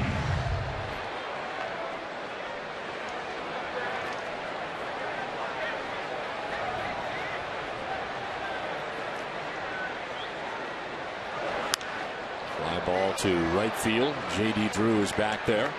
1 pitch, 1 out. That's what Penny needs right now. He gets the first out of the 5th. Today's Twisted But True Fact of the Game is brought to you by Twisted Tea Hard Iced Tea. The White Sox, Bartolo Colon, was scheduled to pitch tonight on rehab for the Charlotte Knights, but as of last night, the team was unaware of his whereabouts. Today, White Sox manager Ozzie Guillen confirmed that they had located the burly righty and continued by saying they worry about Colon because if Colon was a big-time Michael Jackson fan, he might watch TV and cry all day long, said Ozzie Guillen. It's Twisted But True. Twisted Tea Hard Iced Tea is the refreshing hard iced tea that tastes like real iced tea, be a little twisted. He's serious? You never know what Ozzie's going to say. Right.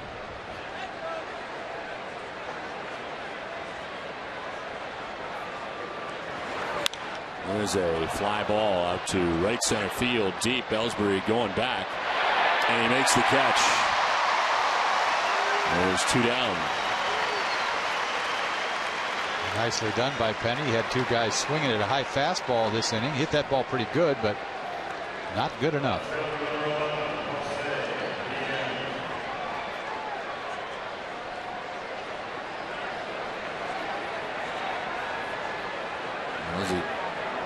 As Jose Guillen stands there, we're talking about Ozzie Guillen. Here's Jose Guillen. He was fly to right and single. And a swing and a miss. Really good. This is what they normally do. They're just hacking. The approach has changed here in the middle, hasn't it?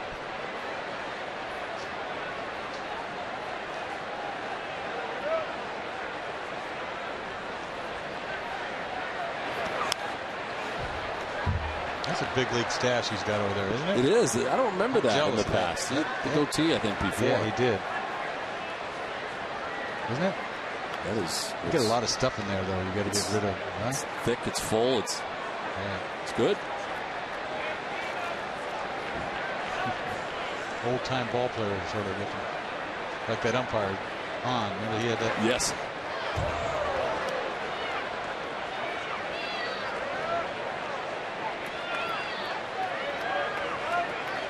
What would you have to do to yours? You'd have to widen it? I can't do it anymore. I just can't. That's it. No, it's going to be.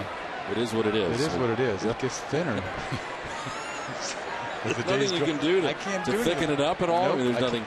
No, in fact, I cut mine and make it short. Really? Yeah. So maybe if you fluffed it up a little bit, you could get that. You want me to try? Well, I don't know. I'm just saying if that's something you're interested in, then, I mean, because obviously you're jealous. It's the first thing you pointed out. You said, wow, that's a great mustache. I know, but, and then not only that, the more you grow it, the more gray starts popping out. Oh, you can color it. I don't know. I can't do that. Jim Joyce thing, the handlebars.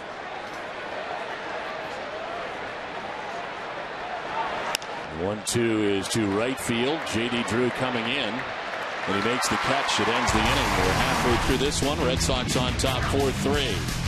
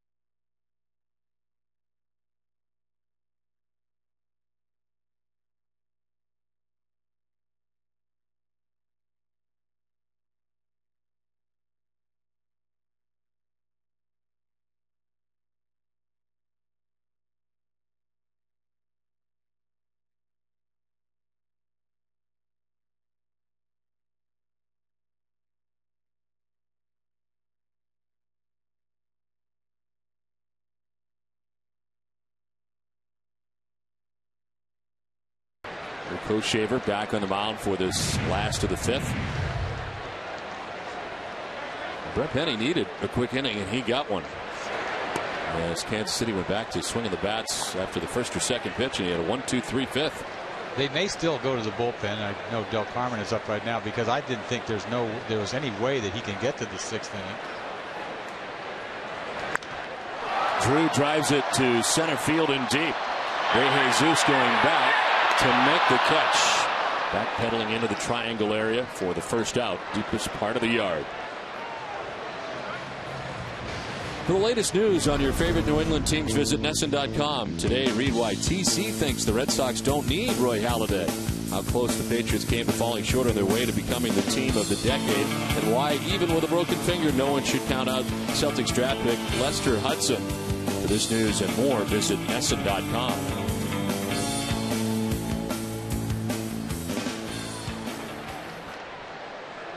One out in the fifth. Pedroia with a double in the first, flight out to left in the third.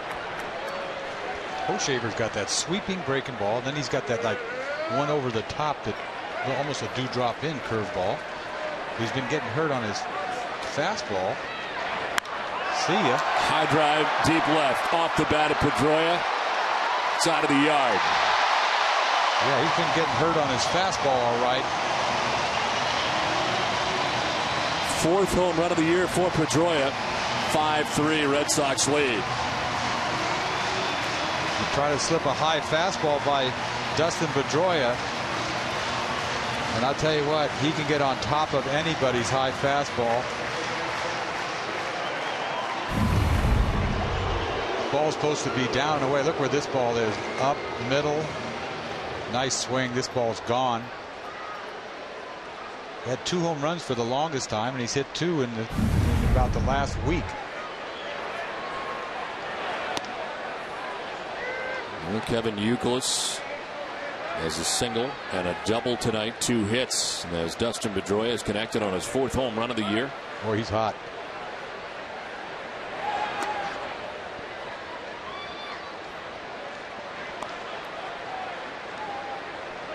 You get both of these guys hot, and they'll turn this offense around in a hurry.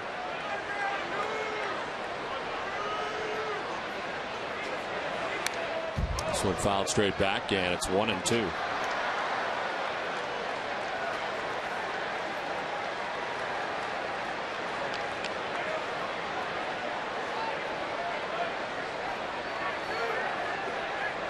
YOUKILIS coming around here tonight after what's been a very quiet homestand. 1 for 23, but it's 2 for 2 tonight as the count evens at 2-2.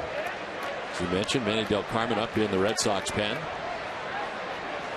Yeah, he wouldn't be throwing right now if he wasn't in the game. Penny had 97 pitches through the first 5 innings.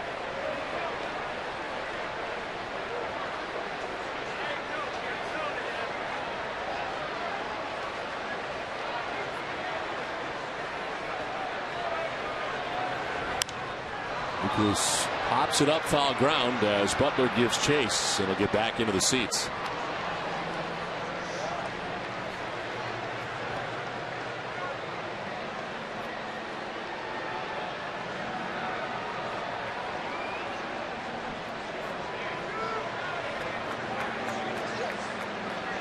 Shaver giving up 2 home runs tonight. The 2-run home run by Ortiz in the first. A solo shot by Pedroia here in the 5th. Just as his team had inched closer to the Red Sox. YOUKILIS to right field. Ryan Friel makes the catch for the 2nd out of the inning.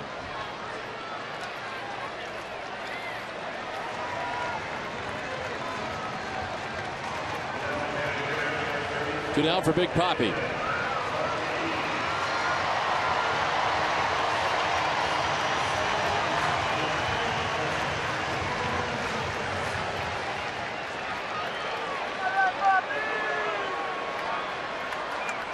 He's going to have a hard time driving in 100 runs this year, but if he does, that means he had a great 2nd half.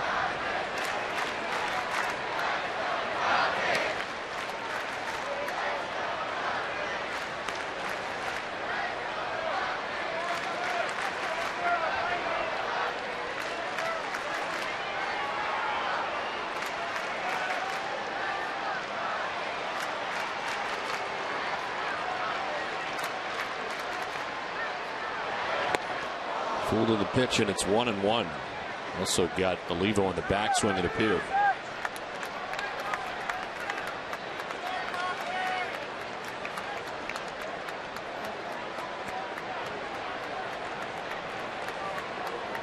Threw him a lot of breaking balls last time up and froze him on a fastball in. Got him caught looking. 1-2. Tough swings here for Ortiz in this sequence against Hochevar.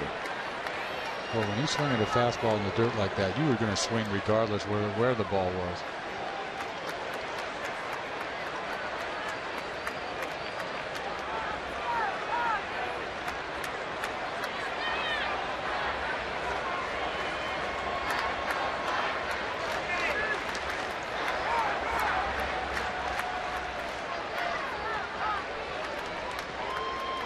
Try to throw a curveball in the dirt and hope that he fishes.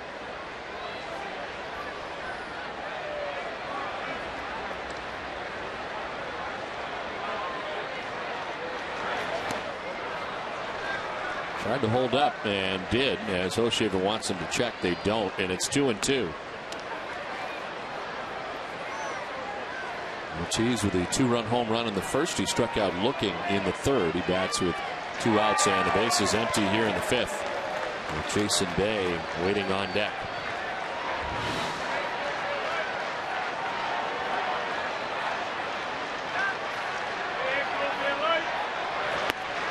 Outside, ball 3.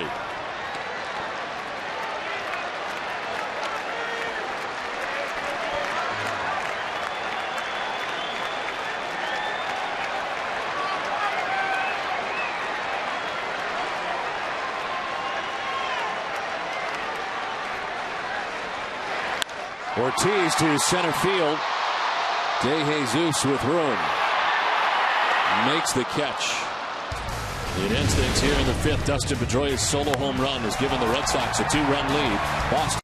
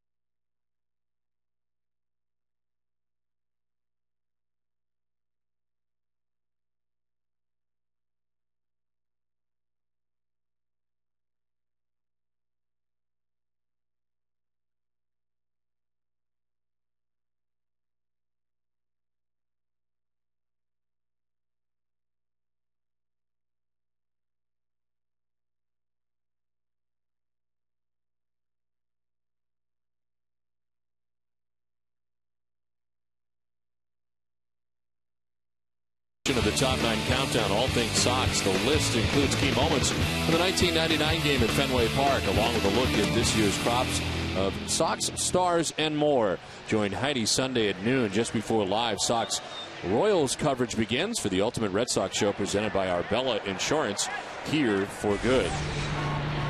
Call to the bullpen is brought to you by your New England Ford dealers, as Manny Del Carmen into the game for the Red Sox.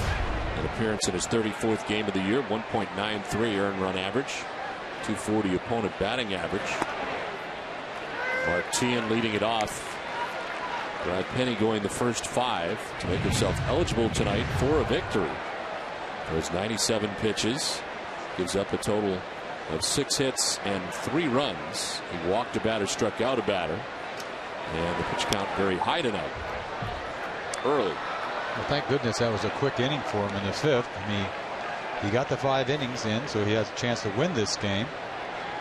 Del Carmen was in the game last night. It's funny because Bard was warming up earlier. They go to Del Carmen, even though he pitched last night. Not a big deal. 2/3 of an inning.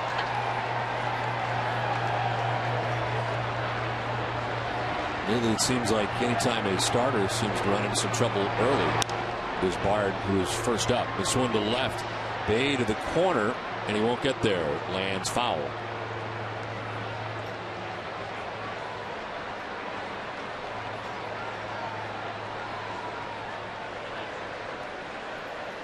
A lot of pitches by Penny, but if you go over how many pitches he threw almost like 65 to 70% strikes. So it's not like he was all over the place. Just, it's funny how his pitch count just goes up and up. He didn't punch anybody out. I mean, 1 punch out. Didn't walk a lot. 1 walk doesn't mean you're going to throw a lot of pitches. It's weird. A lot of pitches fouled off. Yeah.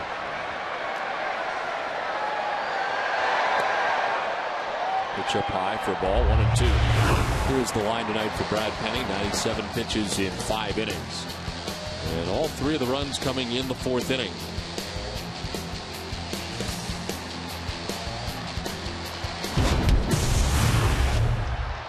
The 1-2 pitch to Martin. Fouled off, hangs at 1-2.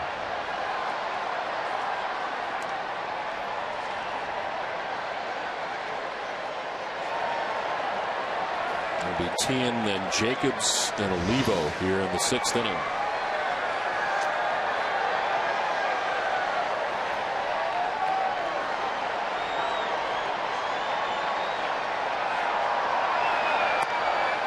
Framed by VARITEK, but it's ball inside. 2-2.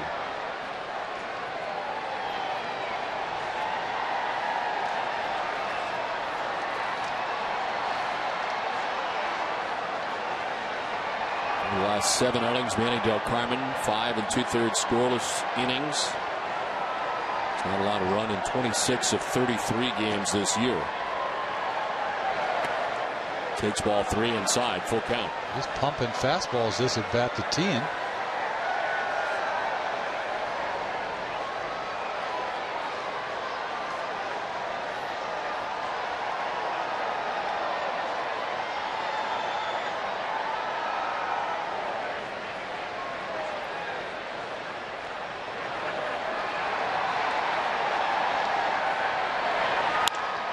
To right center field. Struck well on the run is Ellsbury. He won't get there. Drops in for a hit. And Tien heading to second base with a double to lead off this 6th inning. Tien was late on a lot of fastballs earlier in this count, but 3-2. He's guessing fastball and turns up to dial a little bit and hits this ball in the gap. Perfectly placed between Ellsbury and J.D. Drew, and a double easy for Tien.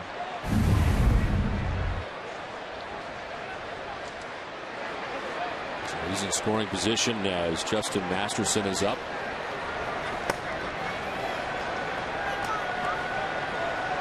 Mike Jacobs, the batter. He's grounded out to first, fouled out to third. 0 for 2.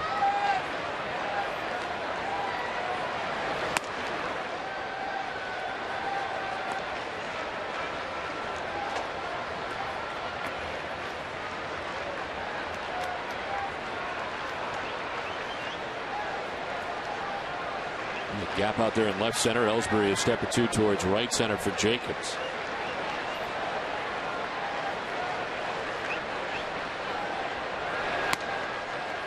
A lot of fastballs, huh? The first 2 hitters, yes. Nothing but gas. And he features that great changeup. Sooner or later, he's going to pull the string.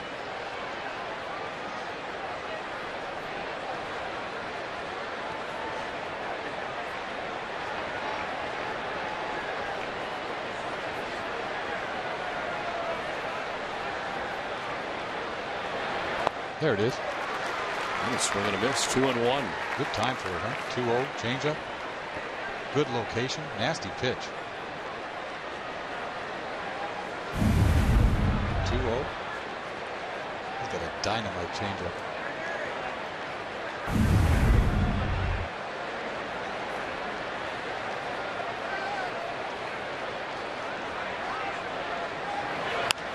On the ground towards third. YOUKILIS sits a runner back at second. Fires across for the out.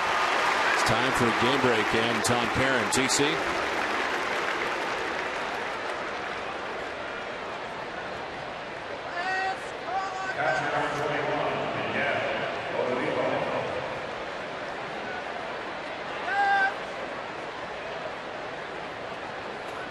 Okay, Tom, thanks very much. Here it is 5-3. Red Sox on top, 1 out here in the 6th.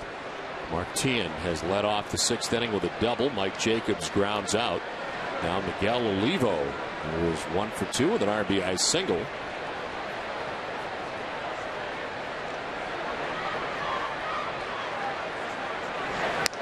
Tried to hold up, could not.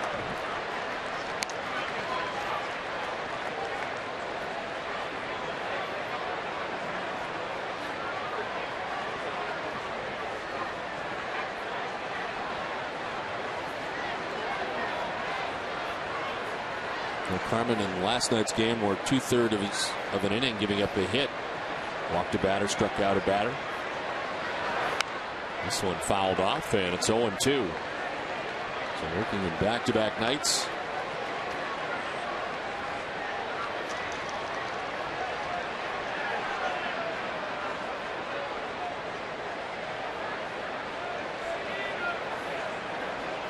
Pretty much do whatever he wants. 0-2. Olivo. Aggressive. Throw something out of the zone. anywhere. Just don't throw a strike.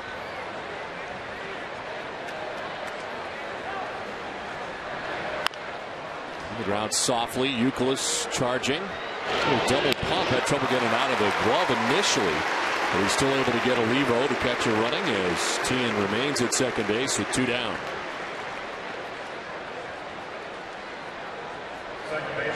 Don't miss Friday Night Fenway at 5:30, presented by Halfway Cafe. Tomorrow we'll revisit John Lester's historic no-hitter against the Royals and ask the question, could he do it again?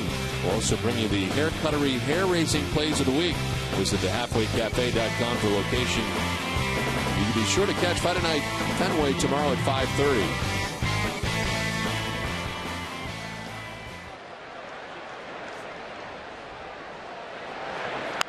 There's a ground ball down the first baseline. It's fair. And coming from second base is Mark Tien to score. Heading to second base is Callaspo with an RBI double. His second hit, second RBI, and again, it's a 1-run lead for the Red Sox. Callaspo is a pain tonight. He hit a double off the wall last time up on a curveball down. And Del Carmen starts him off with a changeup, which is kind of strange. You see the ball. It's down middle. He hooks this ball right down the line. YOUKILIS is not on the line. Excuse me. KOTSAY is not on the line. Ball rolls into the corner. RBI double. Just couldn't quite get there. It is the first run allowed by Del Carmen since June 13th at Philadelphia. And Terry Francona out to get the baseball. The pitching change with 2 outs here in the 6th inning. Justin Masterson coming in at 5-4 Boston.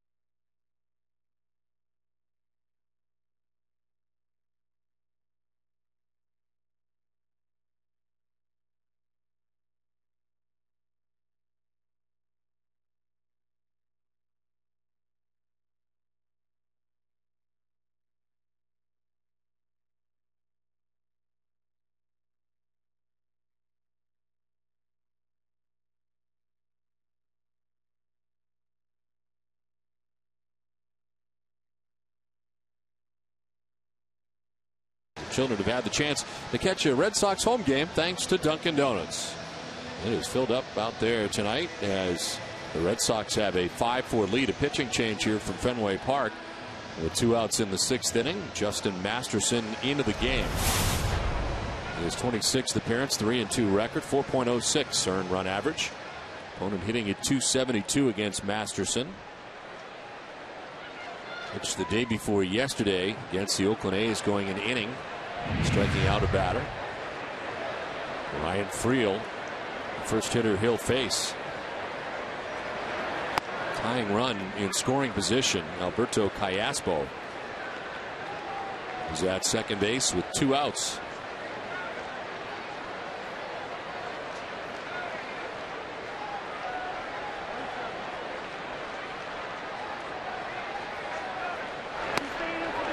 Miss, and a ball and a strike to Friel. Friel looked like he was swinging for the downs. So Ryan Friel to begin the year with the Baltimore Orioles. He was then dealt to the Chicago Cubs on May 8th for Joey Gathright.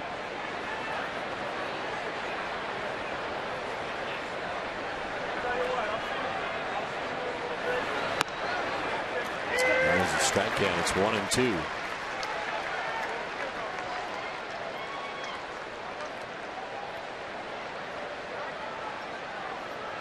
Applebaum looking on. You got to wonder about the availability of him tonight because of all the pitches he had to throw last night. No, there's no way they go to him tonight.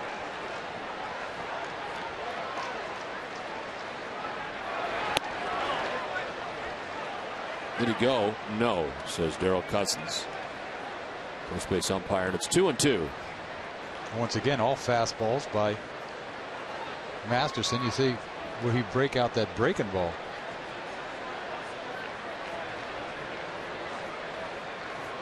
Just gas him away. Nope. Side ball 3, full count. He throws a strike there, just freezes him. He had no chance.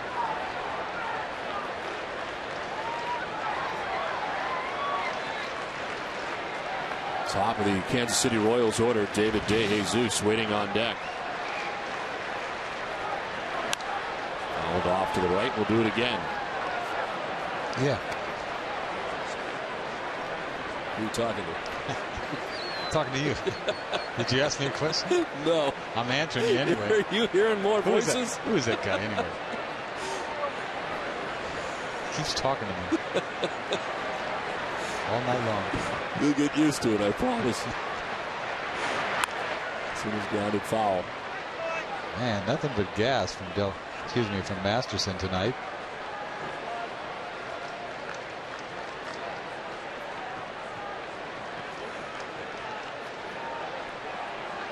Del Carmen responsible for Callaspo, who's at second base with 2 outs, giving up a run. 3-2 to Friel. To center field, Ellsbury coming in, cannot make the catch, and the tying run will score. In is Callaspo on a bloop to center for Friel. And the Kansas City Royals, who at one point in this game trailed 4-0, have tied it up 5-5. Both runs charged to Manny Del Carmen. I'm surprised Friel even made contact. 3-2 pitch. Fastball running back into him. He barely gets this ball out there. I knew that Ellsbury was playing shallow. I thought he was going to get to it. But the ball, a little flare, just happened to get in. And he was playing so shallow. I'm so surprised that ball even dropped. He's thrilled over there with a little chink to center field. So 2 down, Friel at first. And a brand new ball game now, tied 5-5. You know, you don't expect Friel to get a base hit off of Masterson. Not at all. I thought he would put him away.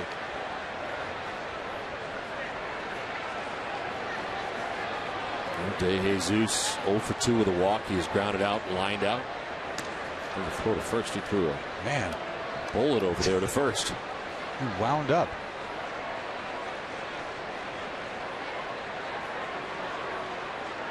Mad at him is what he is. I'd be mad at him too. A little quail he hit the center field.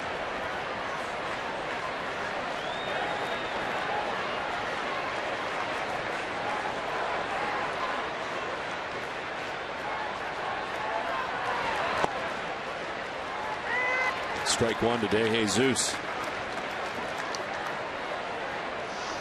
Well, Brad Penny no longer part of the decision. A chance to grab his 7th win of the year tonight. 5 innings, 6 hits, 3 runs. Walked a batter, struck out a batter. And Del Carmen's book is closed. He gives up 2 runs in 2/3 of an inning.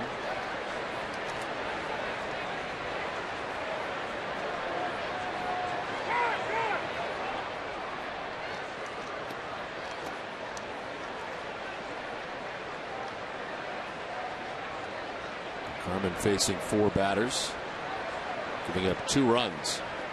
Friel looks a little antsy over there at first base. High drive to right. Back goes Drew. At the wall. It's gone. Into the bullpen. A 2-run shot for DeJesus. His 7th home run of the year. And now a 7-5 Kansas City lead.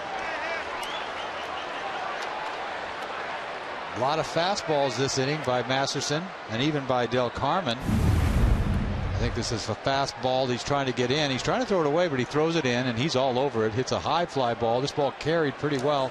I thought Drew had a beat on it and just ran out of room. That ball barely got in.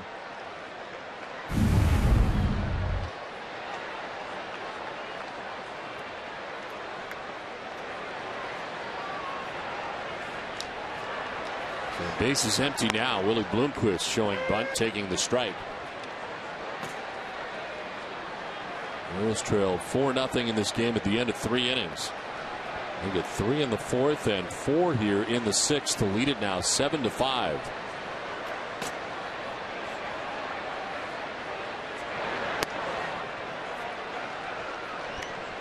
Well, the last thing you're thinking of is a home run by De Jesus. He does have some power. It's not like he can't go deep. He usually hits 12 to 15 a year. It was the 6th home run given up by Masterson on the season. And it is the strike to Bloomquist. It's 1-2. So the Red Sox with 2 home runs. The first home run of the night for Kansas City puts them on top. Back to Masterson. On the first to end the inning. But a 4-run inning, a 2-run shot for De Jesus. It's 7-5 Kansas City.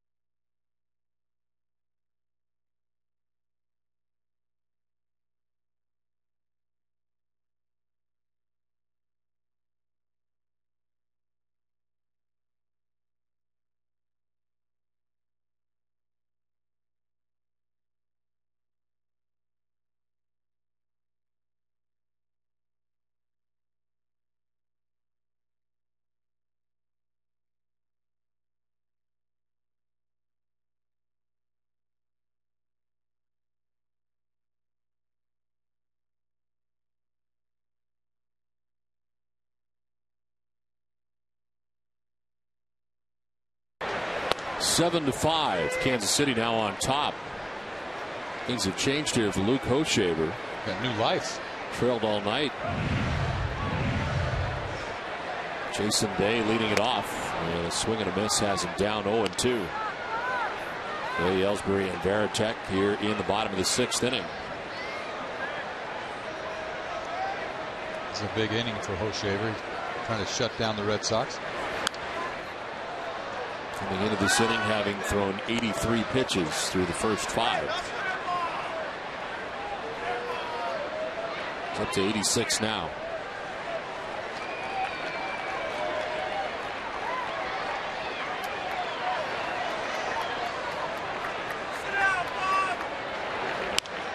On the ground on third baseline foul. Both pens are busy. Jamie Wright is up for Kansas City. Ramon Ramirez for the Red Sox.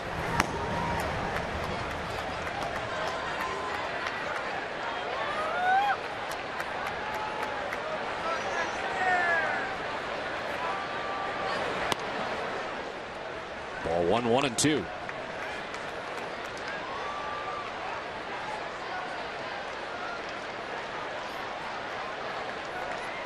Hochevar with 4 strikeouts. 1 walk through the first 5. And he gets Bay to foul off another. It's 1-2.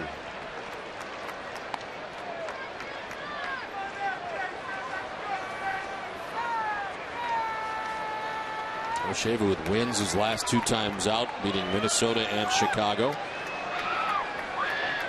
Winning 4 of his last 5 decisions. Ready with pitch number 90 for Jason Bay. who strikes out. 5th strikeout for Hochevar, 1 down here in the 6th inning. Hochevar takes a little off. Finally takes a little off. This breaking ball sweeps all the way around, but it beat him on the speed because he had some good swings at the balls away earlier.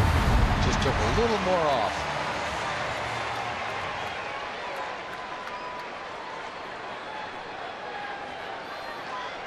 One out for Jacoby Ellsbury. He's 0 for 2 tonight. Ellsbury flying out to the warning track in center field in the 1st. He struck out looking in the 3rd. He's 0 for 2.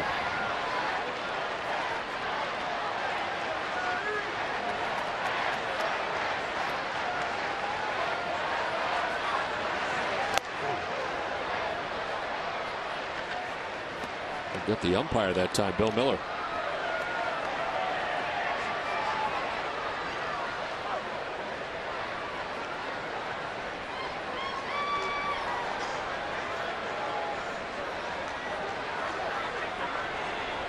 Hochevar falling behind 2-0.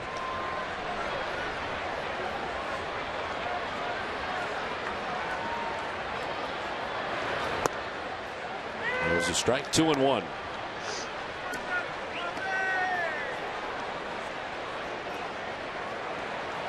Red Sox getting 3 off Hochevar in the 1st inning. Run in the 3rd, run in the 5th.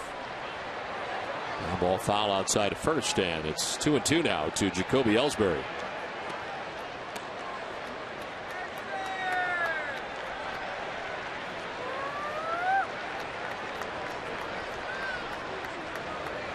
A season high in strikeouts. It's the most recent strikeout of Jason Bay here in the 6th inning.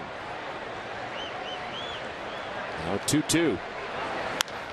Fly ball to center field. De Jesus had started in, now ducks back and makes the catch for the 2nd out of the inning. Beth Israel Deaconess Medical Center, the official hospital of the Boston Red Sox, asks, what does healthy mean to you? Is it getting your annual checkup, cheering on your favorite team? Healthy is blank. Fill in your blank at bidnc.org. Once again, how do you stay so healthy? I was going to ask you a personal question earlier today, but the game was too close. But you don't mind if I ask you a personal question? No, go ahead. You can ask me a personal question. Do you eat ice cream every day when we're home? Yes. Okay. I like the ice cream here at Fenway Park. I've been with you for a couple of months now, and when we're home, you always seem to have that ice cream, right? Not on the road, though. Not on the road. No, I eat ice cream on the road, too. I really like ice cream. So do I. It's a problem. Line to the left field. It's a 2-out base hit for Jason VARITEK, on for the 2nd time tonight. As we're asking a personal question, I have a question for you. What do you got? I was thinking today as I was driving around. I went to the gym today. I was talking about my ice cream. And I was thinking about you because the Bee Gees came on. And I thought, you know what? I bet you Eck likes the Bee Gees. Likes the Bee Gees. Were you? And I have to know, were you a Bee Gees fan? No. You weren't. Well, that's a disco thing, right? That's 75. Kind of. I listened to him a little bit. It wasn't like I was rocking around. So you weren't a Bee Gees fan. I had to find that out because I've been thinking about it all day. A little Maurice Gibb thing going on. I mean, with the Moss. Yeah, the Moss. I just asked you if you eat ice cream or not. Why do you have to drop a Bee Gees on me? Seriously. Well, we got personal. You asked me a personal question. I asked you a personal question. No, I didn't used to rock to them. No, not at all. Well, all right. Thought maybe. When you like tight stuff, I thought maybe, you walk down the street with your... What do you mean tight stuff? I don't get it. Clothes. Oh, tight. Yeah. Oh, okay. The Bee Gees used to wear tight clothes? Well, yeah, you think about some of the video that they had, Maurice Gibb. I used to have tight jeans. Right. Yeah, I did. So that was kind of your look, and I thought maybe... Yeah, I used to have tight jeans. Yeah. Jason VARITEK at first base. I'm not going to ask you a personal question. We were 1 for 1 there. Mark KOTSAY 0 for 2 has grounded out twice.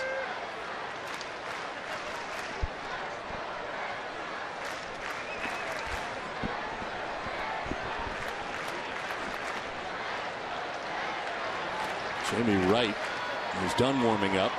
John Bale is warming up. As a fly ball foul off to the left hand. It's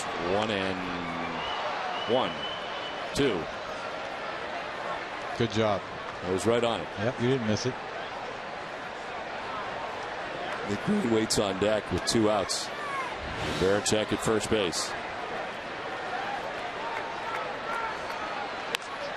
to right field. Ryan Friel back a few steps, makes the catch that ends the inning. VARITEK left at first. We played 6 at 7-5 Kansas City.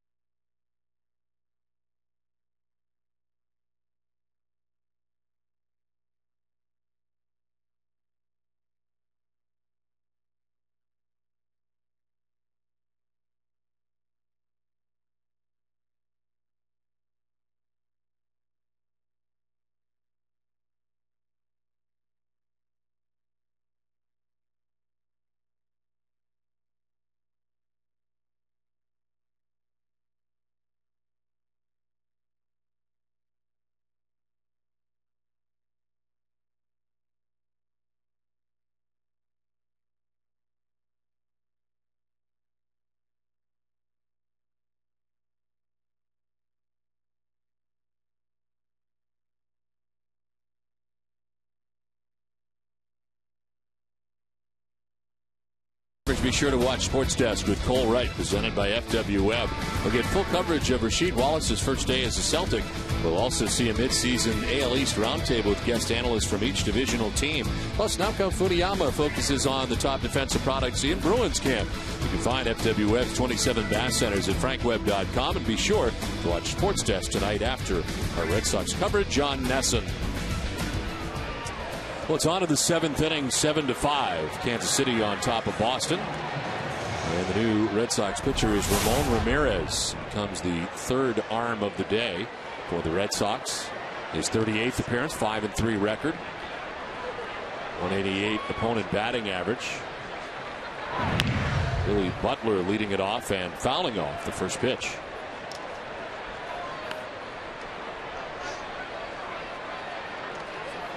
The Red Sox going through 3 relievers. Boom, boom, boom. Last inning. Del Carmen giving up 2 runs. Masterson giving up 2 runs. The 2-run home run. David DeJesus, the difference in the game now. Here's a fly ball out towards right center field. J.D. Drew into the slide. Can't make the grab. And stopping at first base is Butler. Drew went into the slide trying to catch it. Could not. Another bloop you see by Butler. This ball carries on farther into the outfield. I thought he was going to make a great catcher when he went into the slide. I thought he had it. It shoots out his backside. Nice effort by Drew.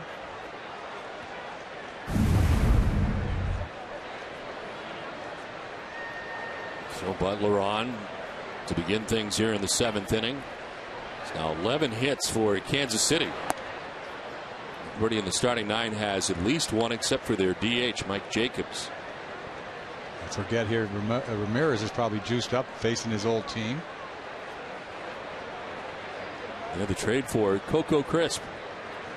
And of course, Crisp lost for the year for Kansas City, the shoulder surgery.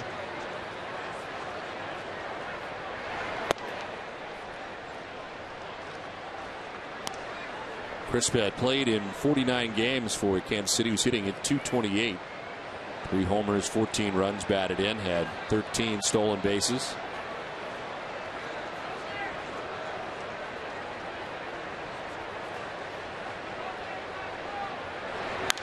Guillen pops it up foul, backing out of play.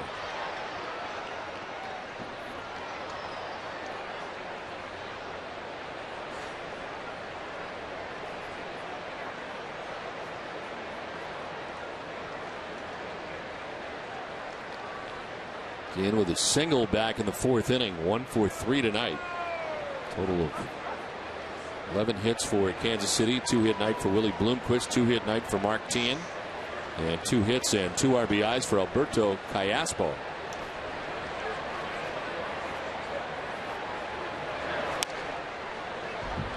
Jordan's Furniture is the furniture and mattress store of the Boston Red Sox. Visit Jordans.com for New England's largest selection of brand name furniture and mattresses. All with Jordan's guaranteed underprice.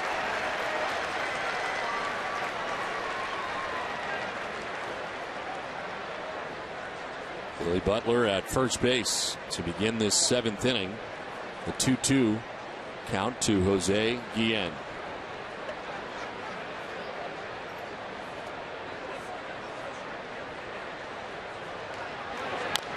And it's grounded foul. We'll do it again.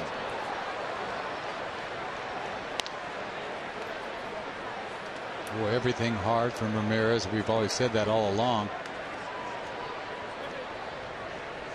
Look at his numbers last year with Kansas City. Surprised the Royals would make a trade and send pitching away. They sent the other pitcher away to get Jacobs to Florida. 2 good relief pitchers. I think we got the best relief pitcher out of the 2.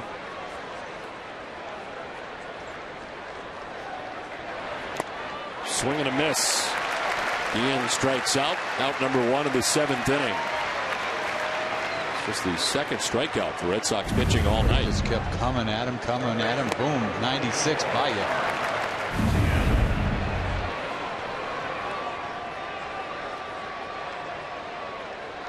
Paul Assard, who does it all, doing some work. Jason Varitek's mitt. That web of his always seems flimsy anyway when I see him catching. Looks like he gave way. I think that happens periodically. That's a changeup, 91 miles an hour.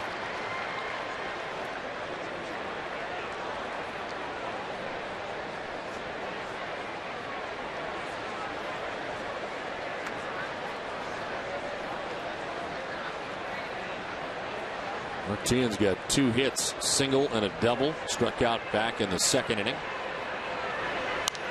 And he fouls this off, down 0-2.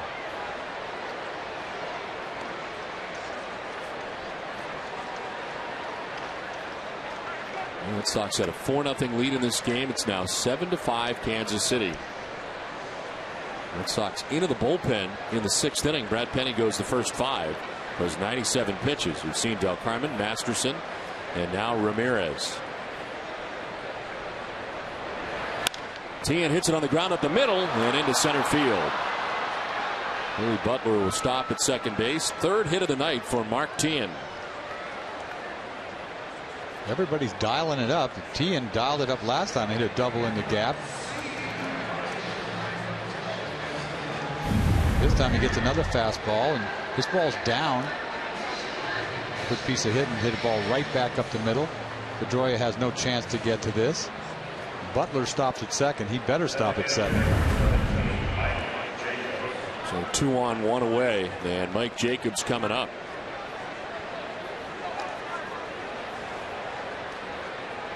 Jacobs with 11 home runs on the year.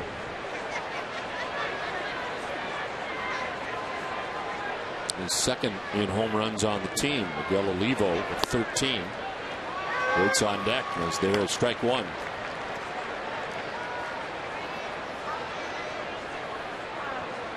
Well, it is a 2-run home run by David DeJesus that is the difference in this game right now. His 2-run shot off Justin Masterson last inning. It's 0-2. Back-to-back changeups.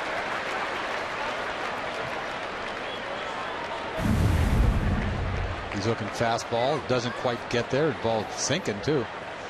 But that's a changeup, 90 miles an hour.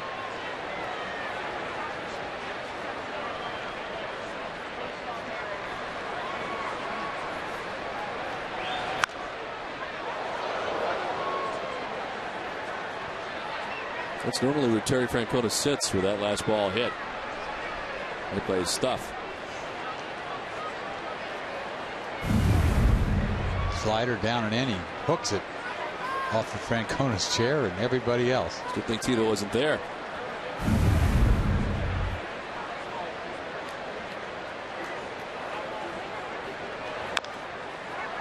number that is foul. He hangs at 0-2. You think he can beat him right here? They've been crowding Jacobs all night. He hit a weak fly ball to third base. Got jammed and hit a ground ball to third base last time up. You think they'd try to throw a piece of cheese right at his hip.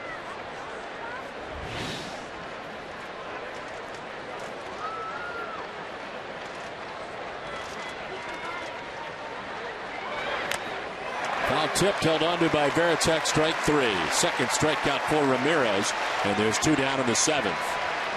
Well, he was trying to throw a fastball inside, but this ball just runs high and away just as well. He can't catch up with it.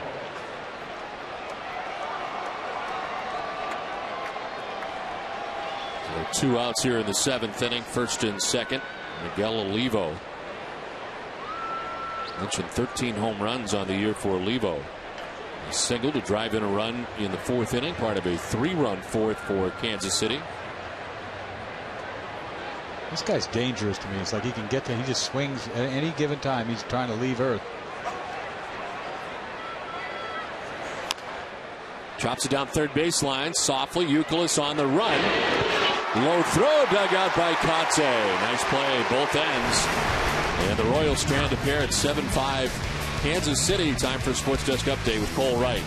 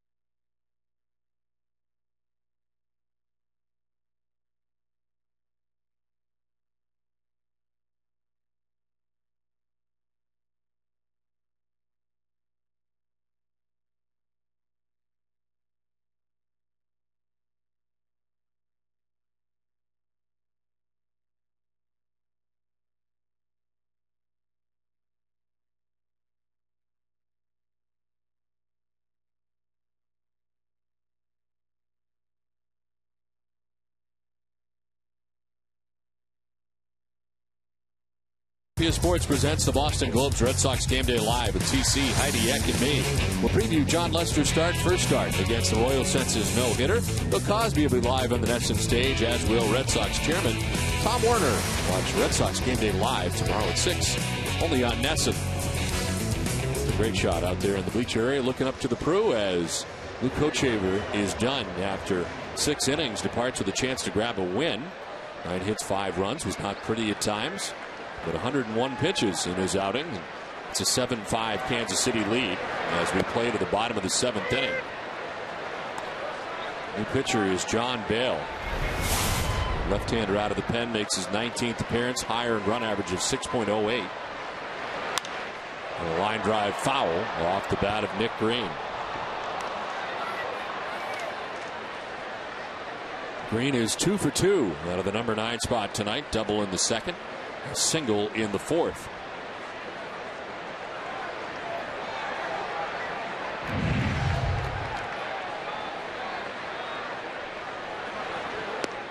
Swing and a miss. Fooled him and strikes out Nick Green. It's got to be difficult for these hitters. They know nobody has faced Bale.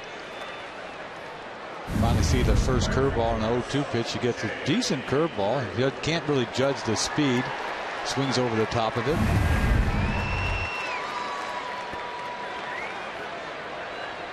Juan Cruz, a right-hander, up in the pen. There's strike one over the inside corner to J.D. Drew. 0 for 3 tonight is Drew. Grounded out in the first, struck out in the second. Flied out to the warning track in the fifth.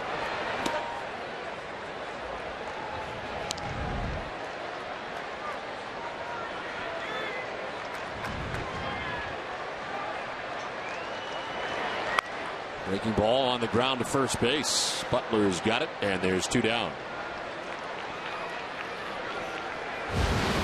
Time down for the Coors Light Freeze Can. And it's the home run by Dustin Pedroia. That was in the 5th inning, his 4th home run of the year. Coors Light Freeze Can brought to you by Frost Brewed Coors Light, the world's most refreshing beer. It's kind of a surprise. You were all over that, weren't you? Very, very late. You were on top of your game at any given time. I thought it was time for the Amica pitch zone, which you do. Right. You got. It wasn't. Right. You get fake pumped so much, you never know. So 2 down, Pedroia. It was 2 for 3 and rips this foul.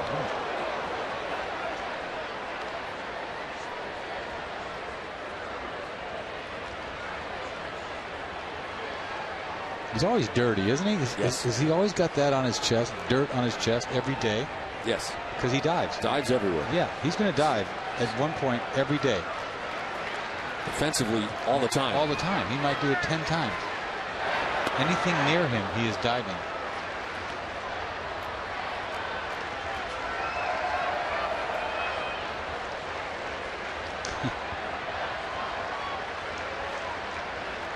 I never got dirty. No. Ever. You wouldn't like it, I don't think. 1-2. Into short right, and it falls in for a base hit. And a 2-out single for Pedroia.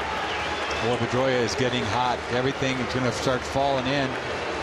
He'll hit rockets, and then he'll start hitting some flares the other way.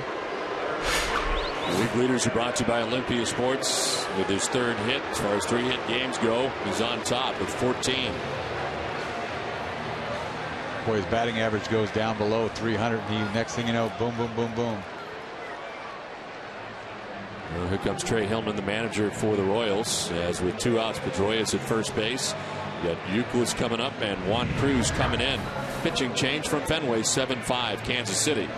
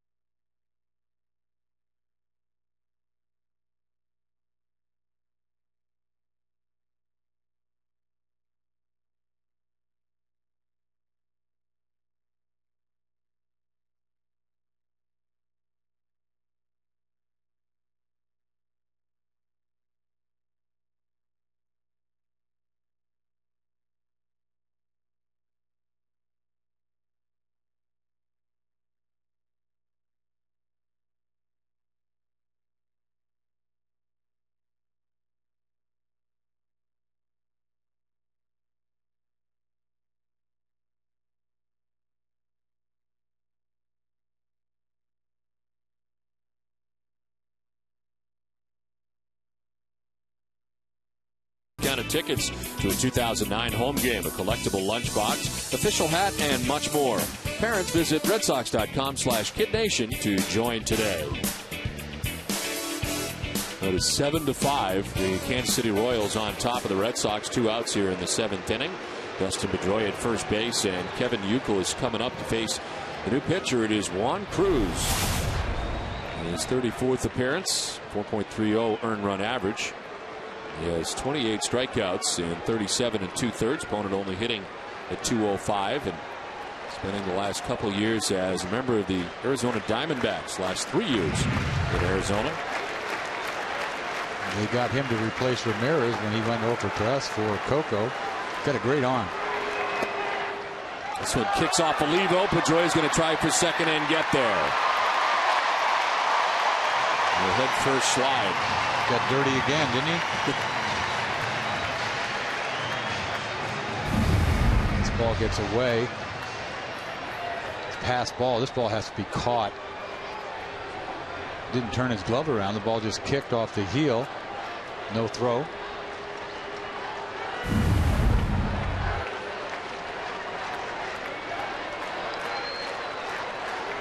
The pass ball getting Pedroia into scoring position as YOUKILIS takes ball 2-0. If anything, Juan Cruz has trouble throwing strikes. Walked 18 guys this year in 37 innings.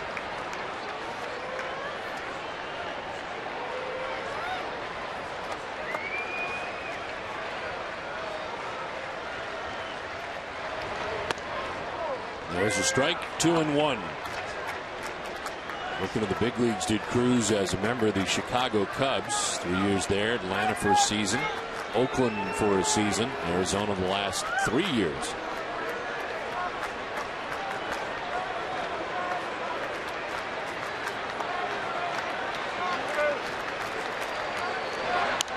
So fouled off to the right, and it's 2-2 to Kevin YOUKILIS.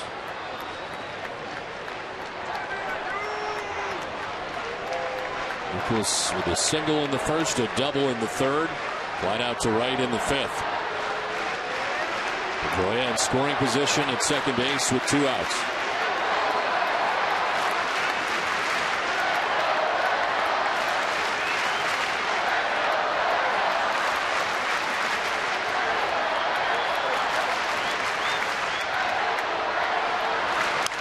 YOUKILIS fights it off foul, still 2-2.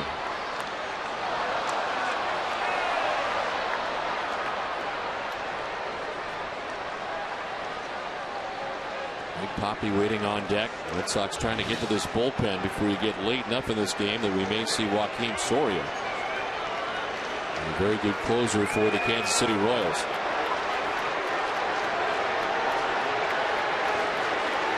.13 saves for Soria. All-star from last year. 1.66 ERA this year.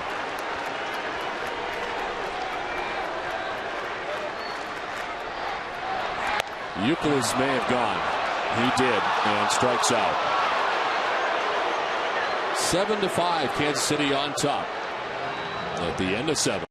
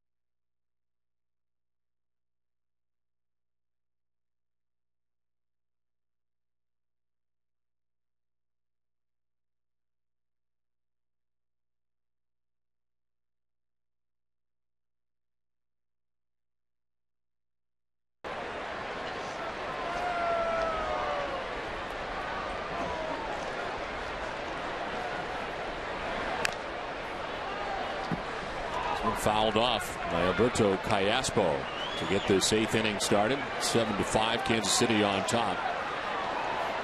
Callaspo's had 2 hits, 2 runs batted in, a 2-for-3 night. Ramon Ramirez. As this one was fouled off down the left field line, 0-2. The Amica Pit Zone is brought to you by Amica Insurance. Get the right auto and home coverage at amicacoverage.com. And you'll see the RBI double in the 6th, a changeup by Del Carmen that Callaspo hits down the line.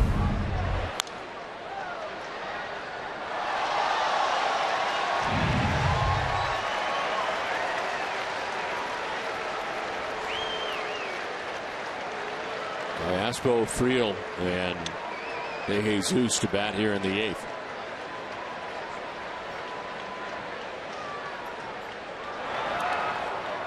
Bouncing in 1-2. Red Sox do have action as Daniel Bard, who was up very early in this game, he is back up again late. You don't want to stretch any one reliever out more than you see where Ramirez is coming out for his 2nd inning, but they probably don't want him to finish this. Aspo fouls it off. 1-2 still.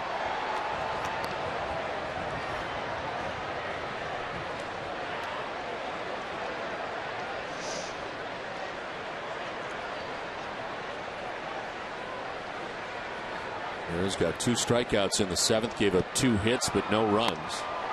There's another strikeout, 3 Ks for Ramirez, 1 down in the 8th. Once again, he looks like he's trying to throw this ball inside. VARITEK is sitting up inside. It's a changeup. Runs away, catches the outside corner. Not where he's trying to throw it, but just as well. Ramirez has thrown 23 pitches in relief, 20 for strikes.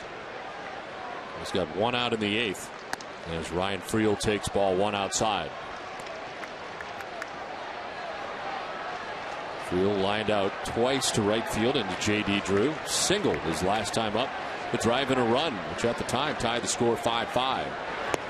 Now shows bunt, pulls it back, and he's ahead 2-0. You just don't want Ramirez to throw too many pitches. He's got 25 pitches tonight. If he gets in any trouble at all, you'll probably see Bard in this game.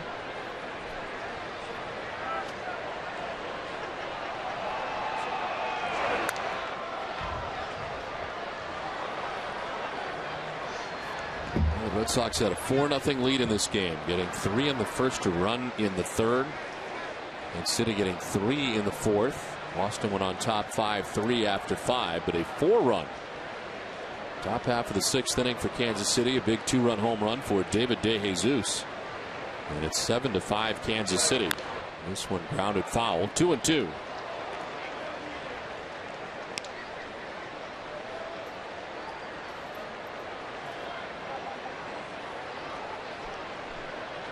Here's De Jesus, who hit his 7th home run as part of that 4-run 6th inning.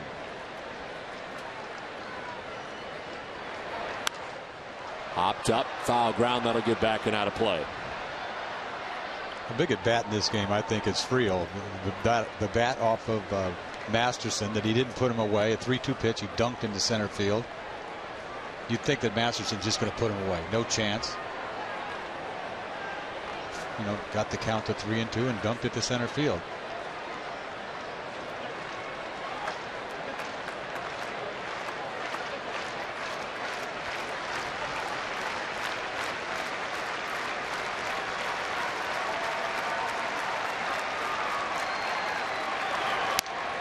Ball 3, full count. Now that's supposed to be a slider. He gave him a 3, and that's supposed to be a slider. Look where he threw that. He throws everything as hard as he can. That ball's spinning. That ball's spinning head high, slider.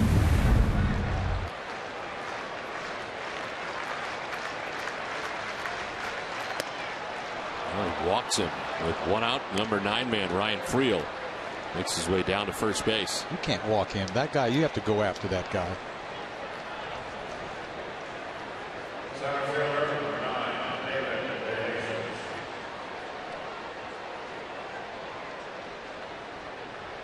So 1 out, 1 on. Here's David DeJesus. He's grounded out, walked, lined out, and the big 2-run home run in the 6th inning.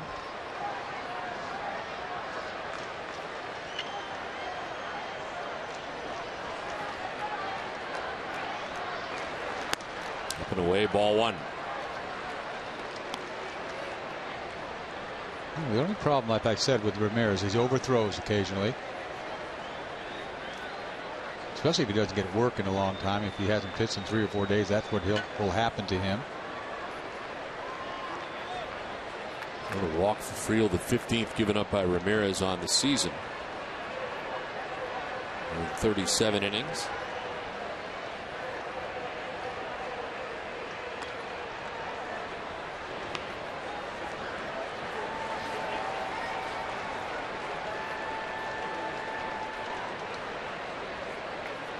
Red Sox had to get into the pen in the 6th inning. Brad Penny tonight goes the first 5. Carmen, Masterson, and Ramirez.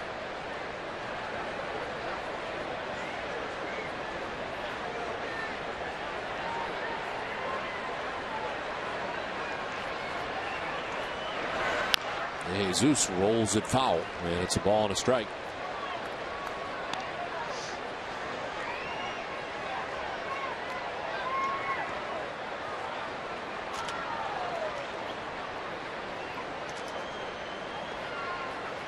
Red Sox in the bottom of the 8th. We'll be expecting Ortiz, Bay, and Ellsbury. Trying to keep this a 2-run deficit at the moment.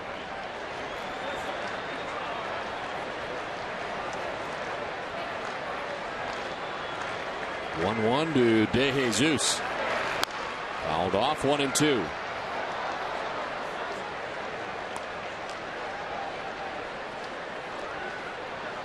DeJesus, 29 years of age. And again in his 6th season with the Kansas City Royals. Originally a 4th-round pick back in 2000. And a career high 12 home runs last year, 73 runs batted in.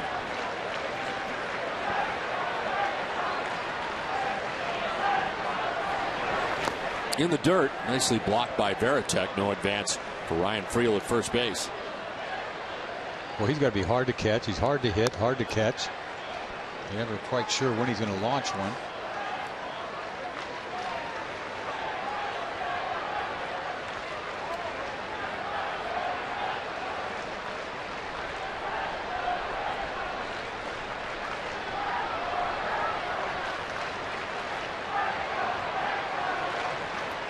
Throw over. A little closer this time, but Friel back again.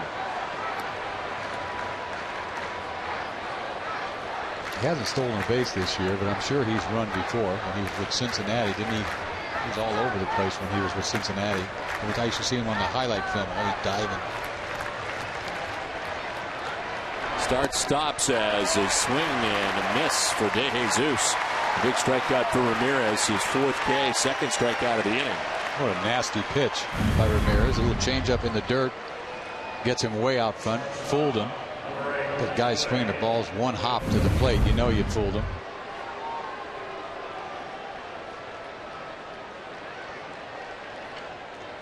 So 2 down. Friel at first base and Willie Bloomquist. Bloomquist with 2 hits tonight. Infield hit and a single to center. He also flied out, grounded out, 2 for 4.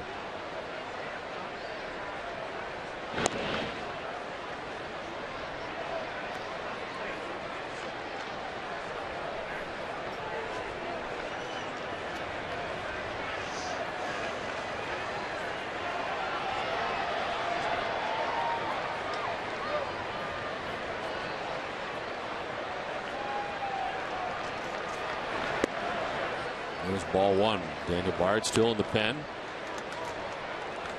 As they try to get Ramirez through the 8th here, it appears.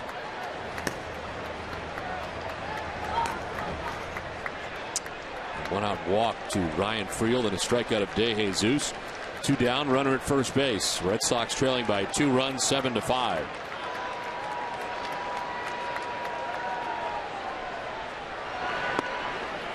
There's a strike, 1-1.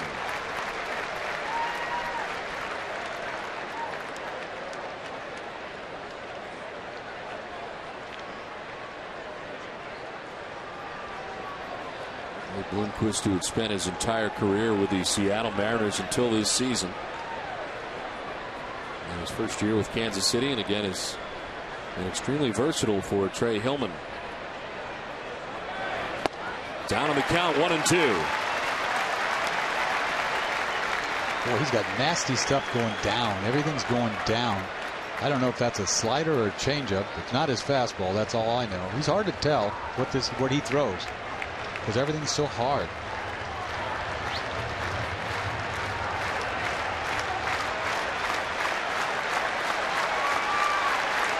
This is a fastball. I think that's what a 1 is, isn't it?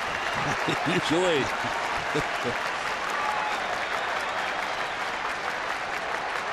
Field started, stop, misses away, and it's 2-2. He can generate some serious arm speed for a guy that's not all that big. This is pitch number 40. I'm surprised they let him go 40 pitches tonight. It sort of makes him have to sit him down for a couple days. I know the All-Star break is coming, but 2 2/3 innings, May 14th. His longest outing of the year. 2-2, line towards right center field, and this is trouble. Gets down, back goes Ellsbury to play it. It gets by him. From first base, Ryan Friel will score. To third base goes Willie Bloomquist as Kansas City adds to their lead, on top now 8-5. What a great at bat for Bloomquist.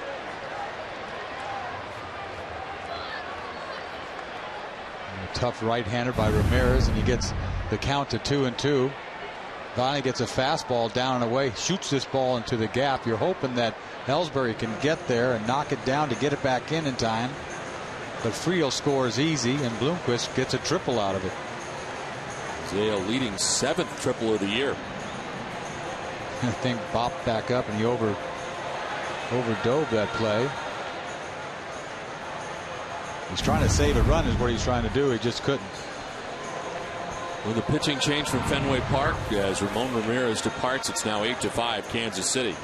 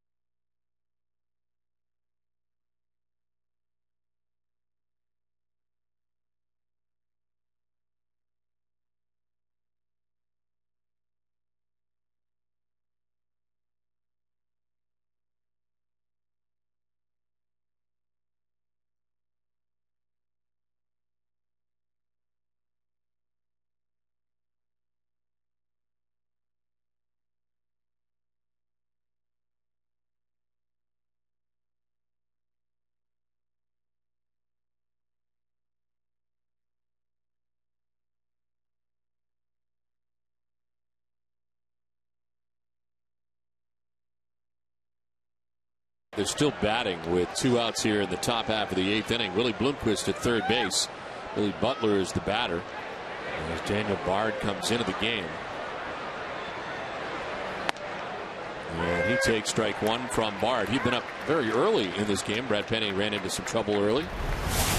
He is back up again and into this game late. I'm surprised they stretched Ramirez 2 innings. I thought they'd just go past the baton, 1 inning each. And Bard making an appearance, his 19th game of the year. Butler chops it foul, and it's 0-2. Billy Butler getting a single his last time up, a 1-for-4 game for the Royals first baseman.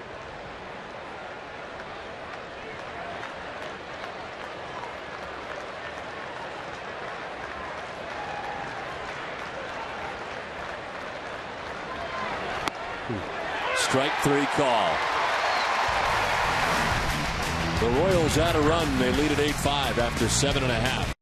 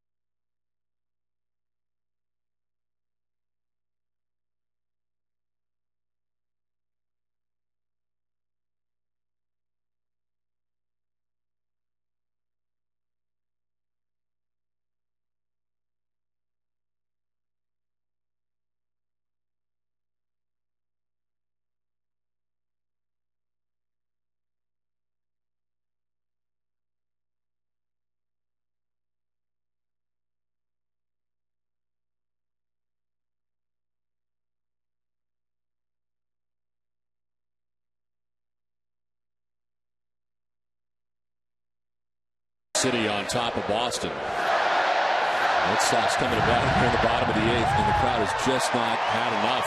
The Sweet Caroline, so Ortiz backed up, make sure they could finish. He can't concentrate. So good, so good. We'll wait till the last verse. Let's start without that. And Ortiz takes ball 1 outside.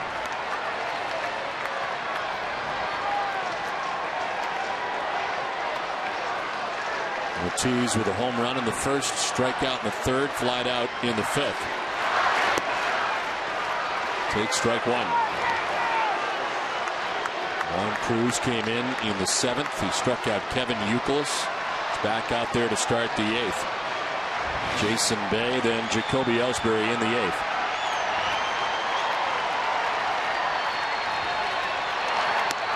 Outside, 2-1.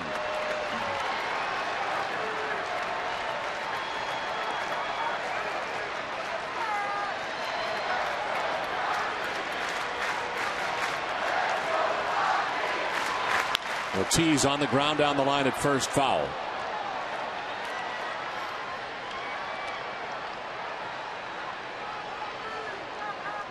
Six innings tonight from Luke Hochevar. Giving up 9 hits, 5 runs. Walked a batter, struck out 5. His pitcher of record right now for Kansas City. John Bale went 2/3, did not allow a run, giving up a hit. Juan Cruz has gone to 3rd. And he's ready with the 2-2 pitch to David Ortiz. Breaking ball away, full count.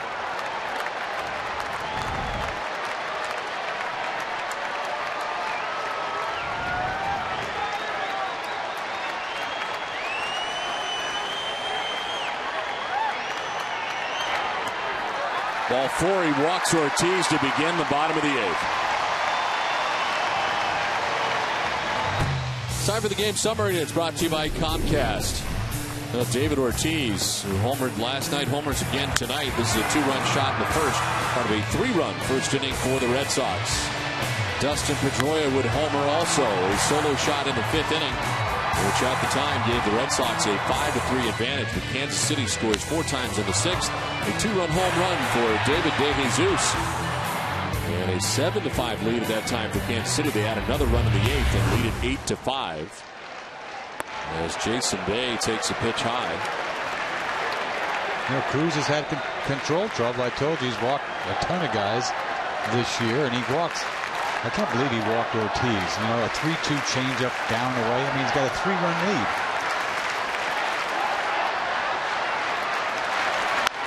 This one grounded foul, and it's 1-1. Roman Colon is up.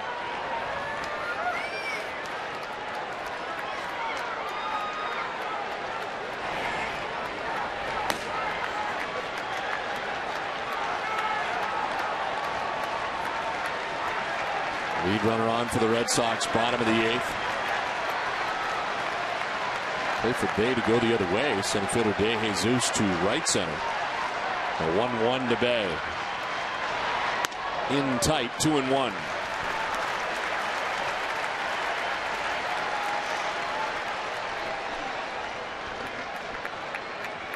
The relievers with a 4.43 earned run average for Trey Hillman.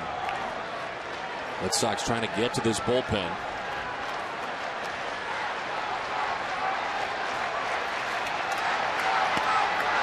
Framed by Olivo, but it's outside. Back-to-back changeups.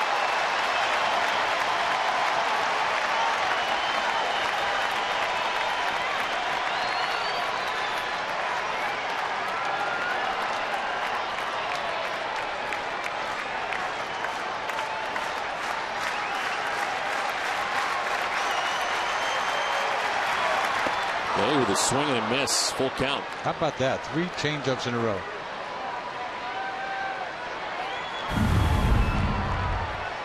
I mean, that's something. That must be a pitch that he goes to all the time, because if he didn't, that would be a silly pitch to throw.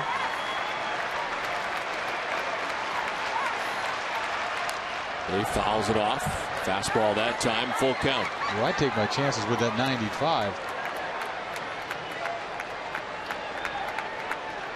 Question is, can he control it? That's been a problem. Well, he hasn't exactly controlled his changeup either. Finally threw a good one. 3-1. He walks Ortiz to start this 8th. Full count now to Jason Bay.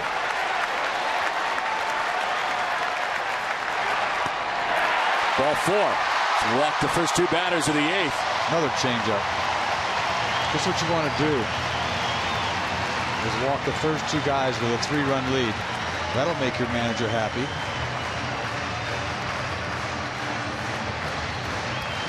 Out the floor, the pitching coach coming out.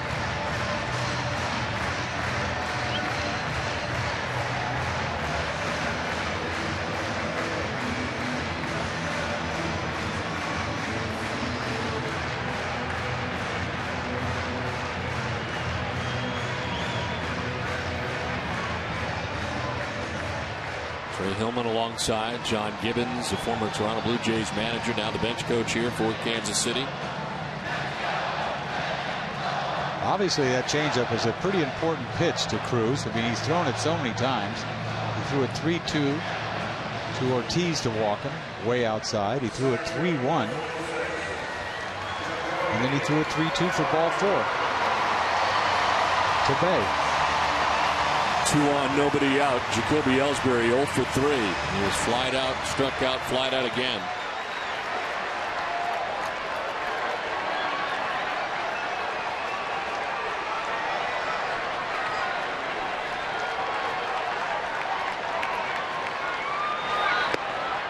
There's strike 1 to Ellsbury.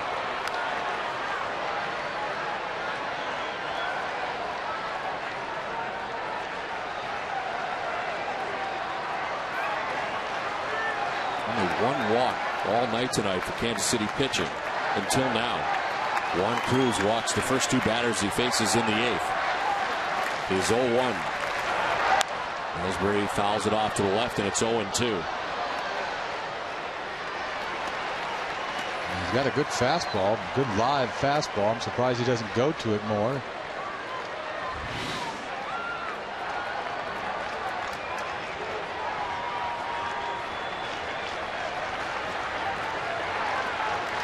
Ortiz at second, Bay at first, nobody out.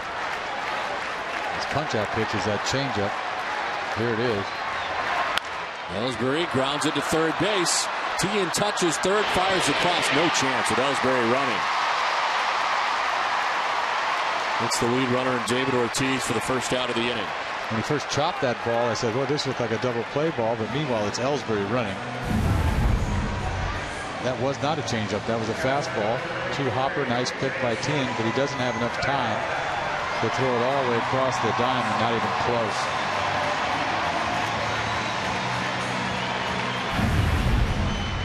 It's a 2-on, 1 out. And Jason Varitek, who has been on base twice tonight, struck out in the second, walked in the fourth, singled in the sixth.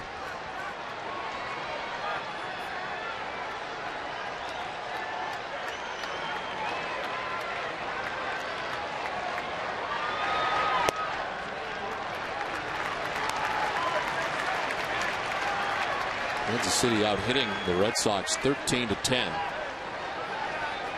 And on top 8-5. The closer for Kansas City back up again, Joaquin Soria.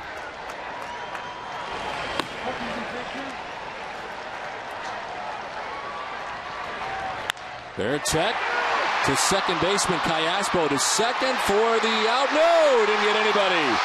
Pulled him on the throw. Callaspo throwing off balance. Nice play to get there, but can't record an out. Well, this ball was hit pretty solid by Varitek. The ball came up for Callaspo. Nice play to get to it. Like a changeup that he hooked. Ball comes up. One hop, nice play, but the shortstop's on the run, kind of a little off balance. He throws it way off to the inside part of the bag. He has to sprawl out to get it. I'm surprised he just couldn't keep his foot down, but no chance.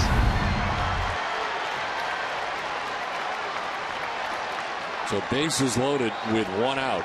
Should have took the out right in front of him. Mark KOTSAY, the batter, 0 for 3. The pinch runner at first base as KOTSAY takes the strike is George Kataris running for Jason Varitek.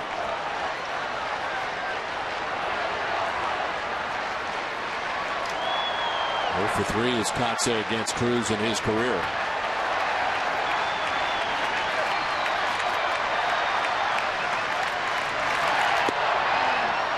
Strike 2. Wow, he paints him 2 times the first 2 strikes.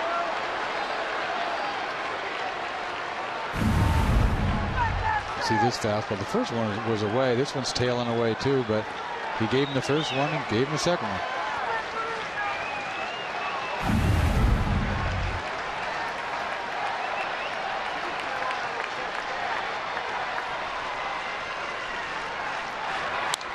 Fouled off and hangs at 0-2.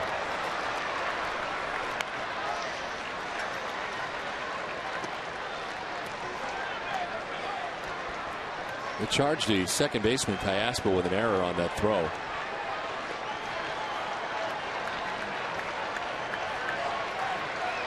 They should have got an out. That's what should have happened somehow. This is loaded, 1 out. 0-2 again to Mark KOTSAY.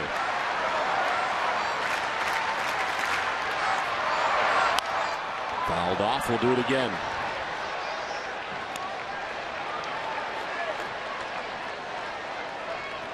It took him to have the bases loaded to start throwing strikes.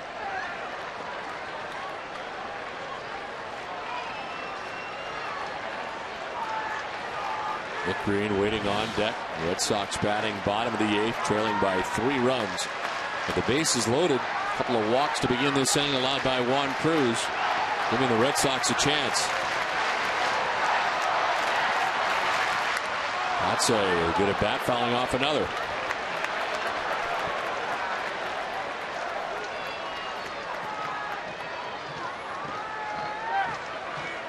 Pretty good pitch he fouled off. That changeup 0-2 after 2 95-mile-an-hour fastballs.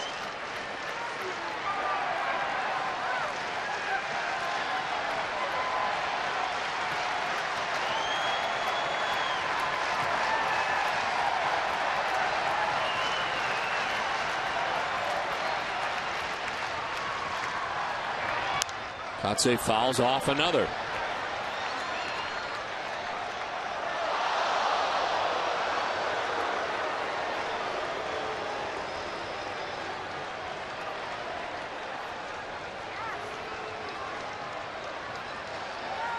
Red Sox have not scored since the 5th.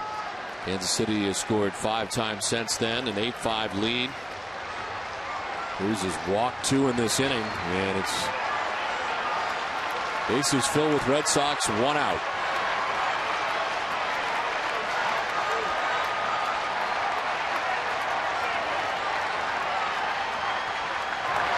Breaking ball that misses, and it's 1-2. That's something else.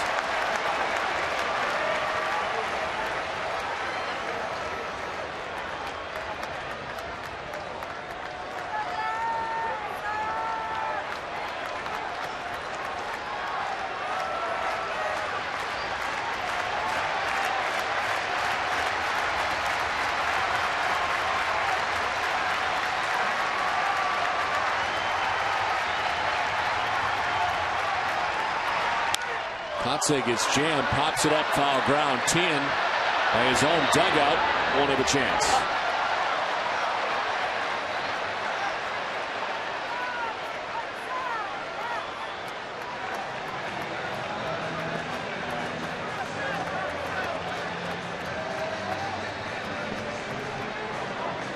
We go out to talk to Cruz here with 1 out in the inning, bases loaded.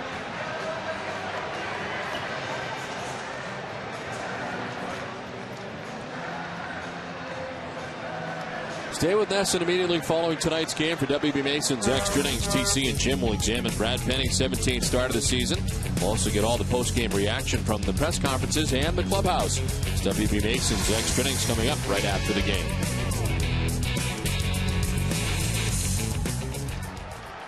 Bases loaded, 1 out. Mark KOTSAY with Bay at third, Ellsbury at second, Gutaris at first.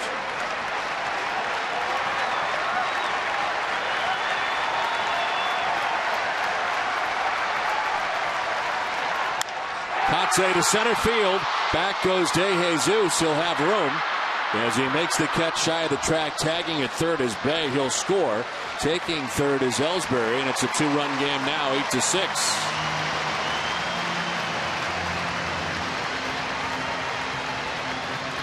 Good at bat by KOTSAY. Get a sacrifice fly. Fouled off some tough pitches.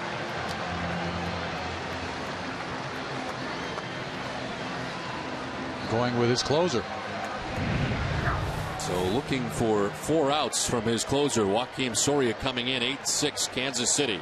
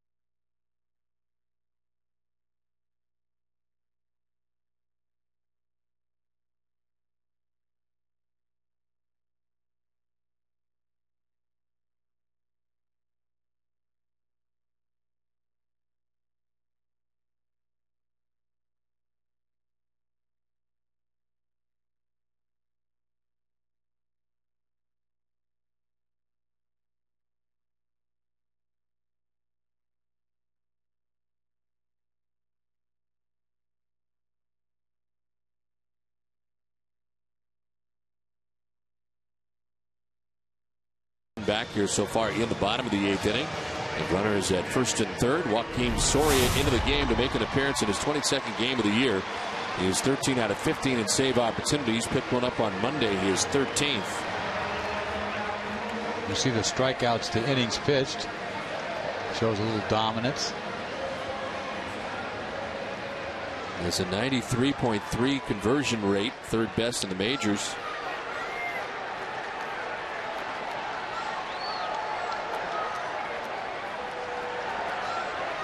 Nick Green batting with Ellsbury at third base, Kotsay at first base, and 2 outs. Swing and a miss. That's how he gets his punch outs. He got a breaking ball like that. This ball breaks all the way across the plate, going down. Tight breaking ball. Got pretty good gas, and I think he has a little split finger too.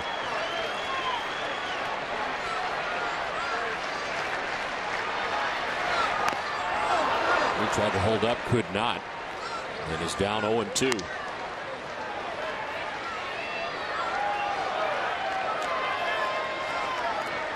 Top of the Red Sox order, J.D. Drew waiting on deck.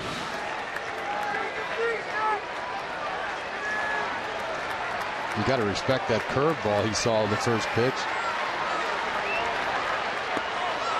That drops in there for strike 3. Makes quick work of Nick Green. Red Sox get a run back, who played 8. 8-6, Kansas City.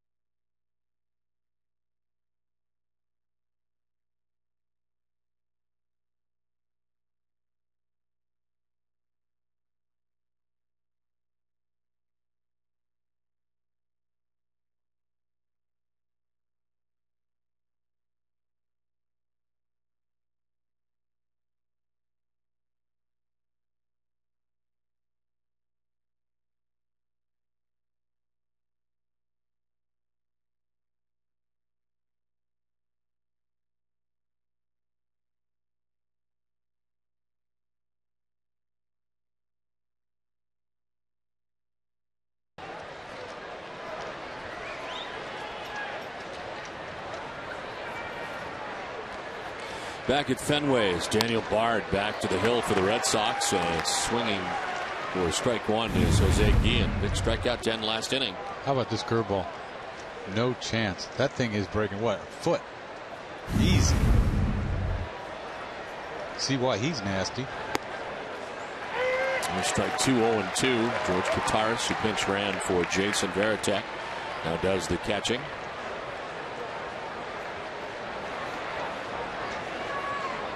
Ian 1 for 4 tonight, a single back in the 4th inning. Elevates, and at 99 strikes out Guillen for the first out of the 9th. And how about nastiness on the other side of the field? Fastball, slider, or curveball, and gas up top. Don't even think about trying to swing at that.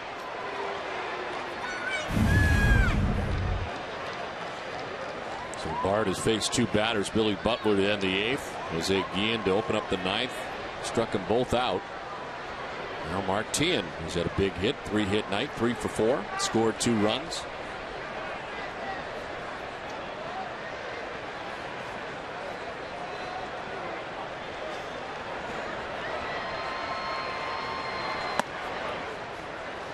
Red Sox will have the top of the order up to begin the bottom of the 9th inning. Drew, Pedroia, YOUKILIS, but he gets on Ortiz. A 1-0 to Tien. And there for strike 1 and 1.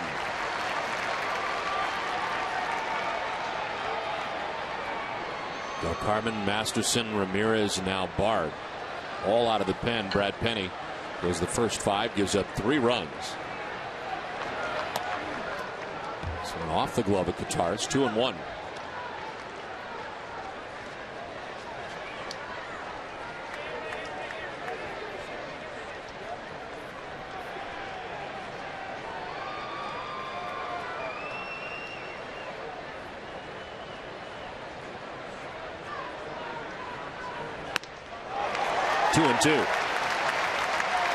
With that kind of fastball, you got to make them get it down. Anytime you get a ball up belt high, they have no chance.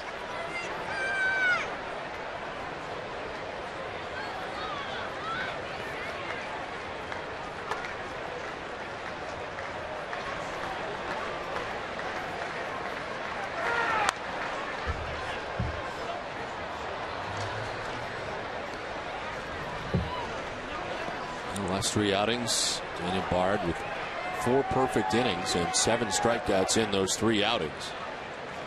Well, he's just gaining more and more confidence the more he goes out there. I think you'll see him in more important situations going forward. Throws it over, foul by the Red Sox dugout. Still 2-2.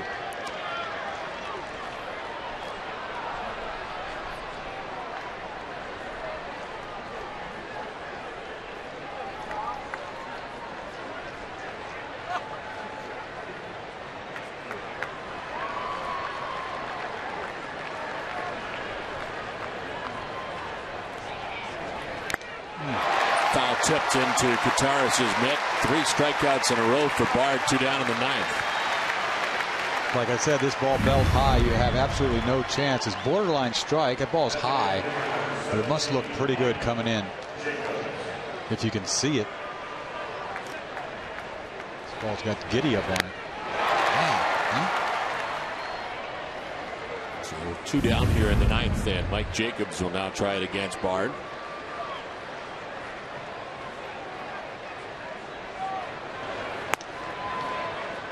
If he gets that thing over, it's deadly.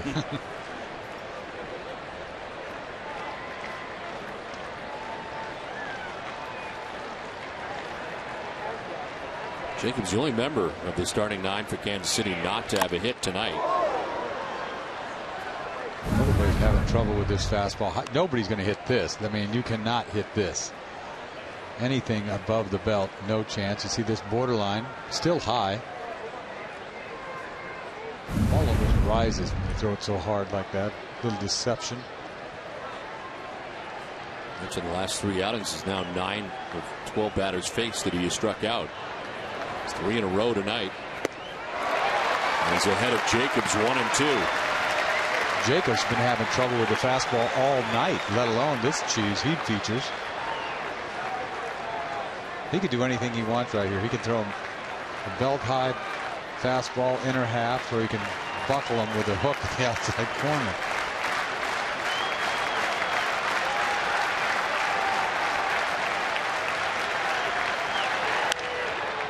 The pop up sending Pedroia to short right for out number 3. Red Sox trail by 2. It'll be Drew, Pedroia, and YOUKILIS to bat in the bottom.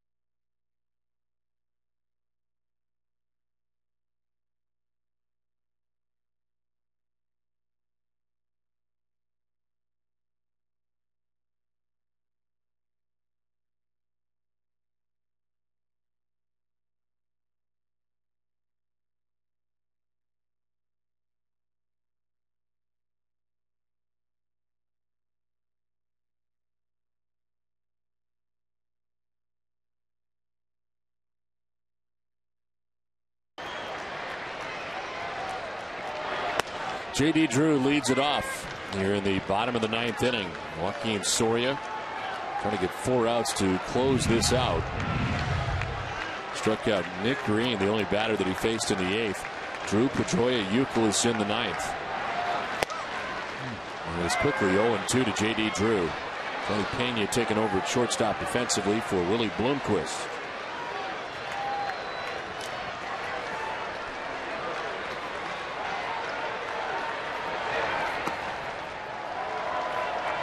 Drops the breaking ball down and in. 1-2. That's a scary breaking ball. Wow. Anytime he throws it.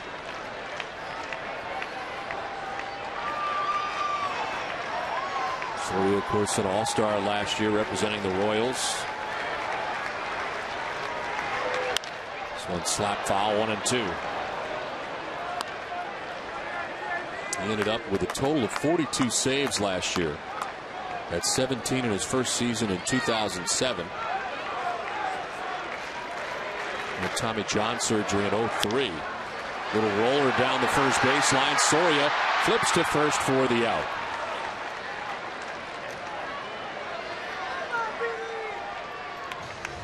Boston Red Sox baseball on NESN is brought to you by your New England Ford dealers, Dunkin' Donuts, your Subaru dealers of New England, and by Southwest Airlines.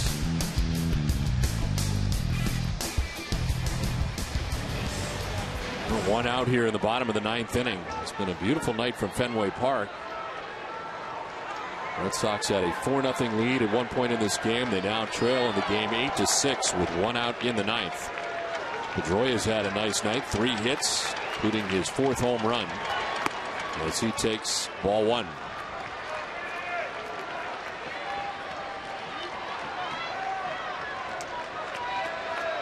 Joaquin Soria is a little different than Papelbon. He gets it and throws it.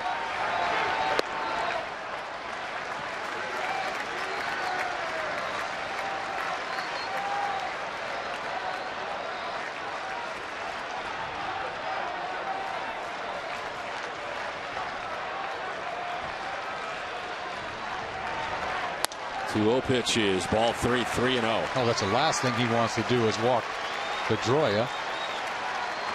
Kind of rushing a little bit.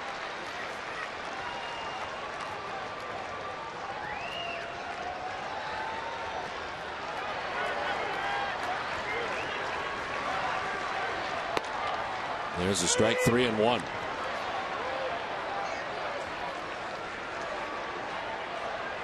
Pedroia now, YOUKILIS next, 1 out, 9th inning.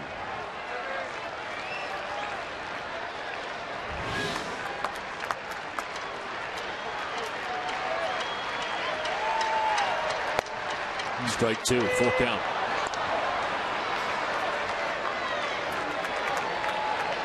There's no way he throws a curveball right here.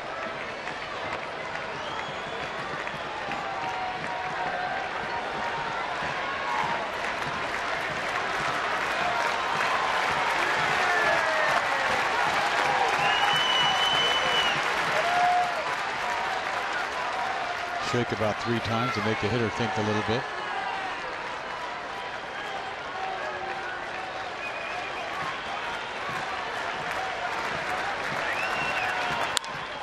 Fly ball center field. De Jesus has room, and he makes the catch for the 2nd out of the 9th.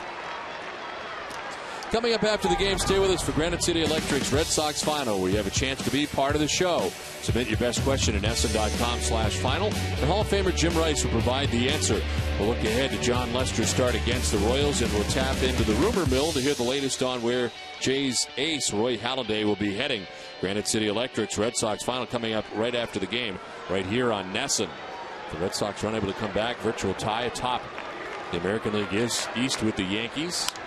This one fouled off to the right by YOUKILIS.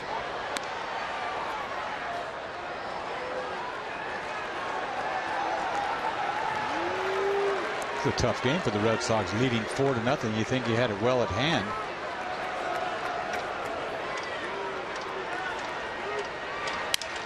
Broken bat liner, end of the game. Kansas City able to come in and take game 1, a game that they, as you said, trailed 4-0. They come in, and we were worried about the end of the game, and certainly Joakim Soria. You hope you don't get to that point because he is so good, and they needed 4 outs from him. He faces 4 batters and gets all 4 outs. Well, you got to think about it when they go back to Hochshaver. They got him. They lit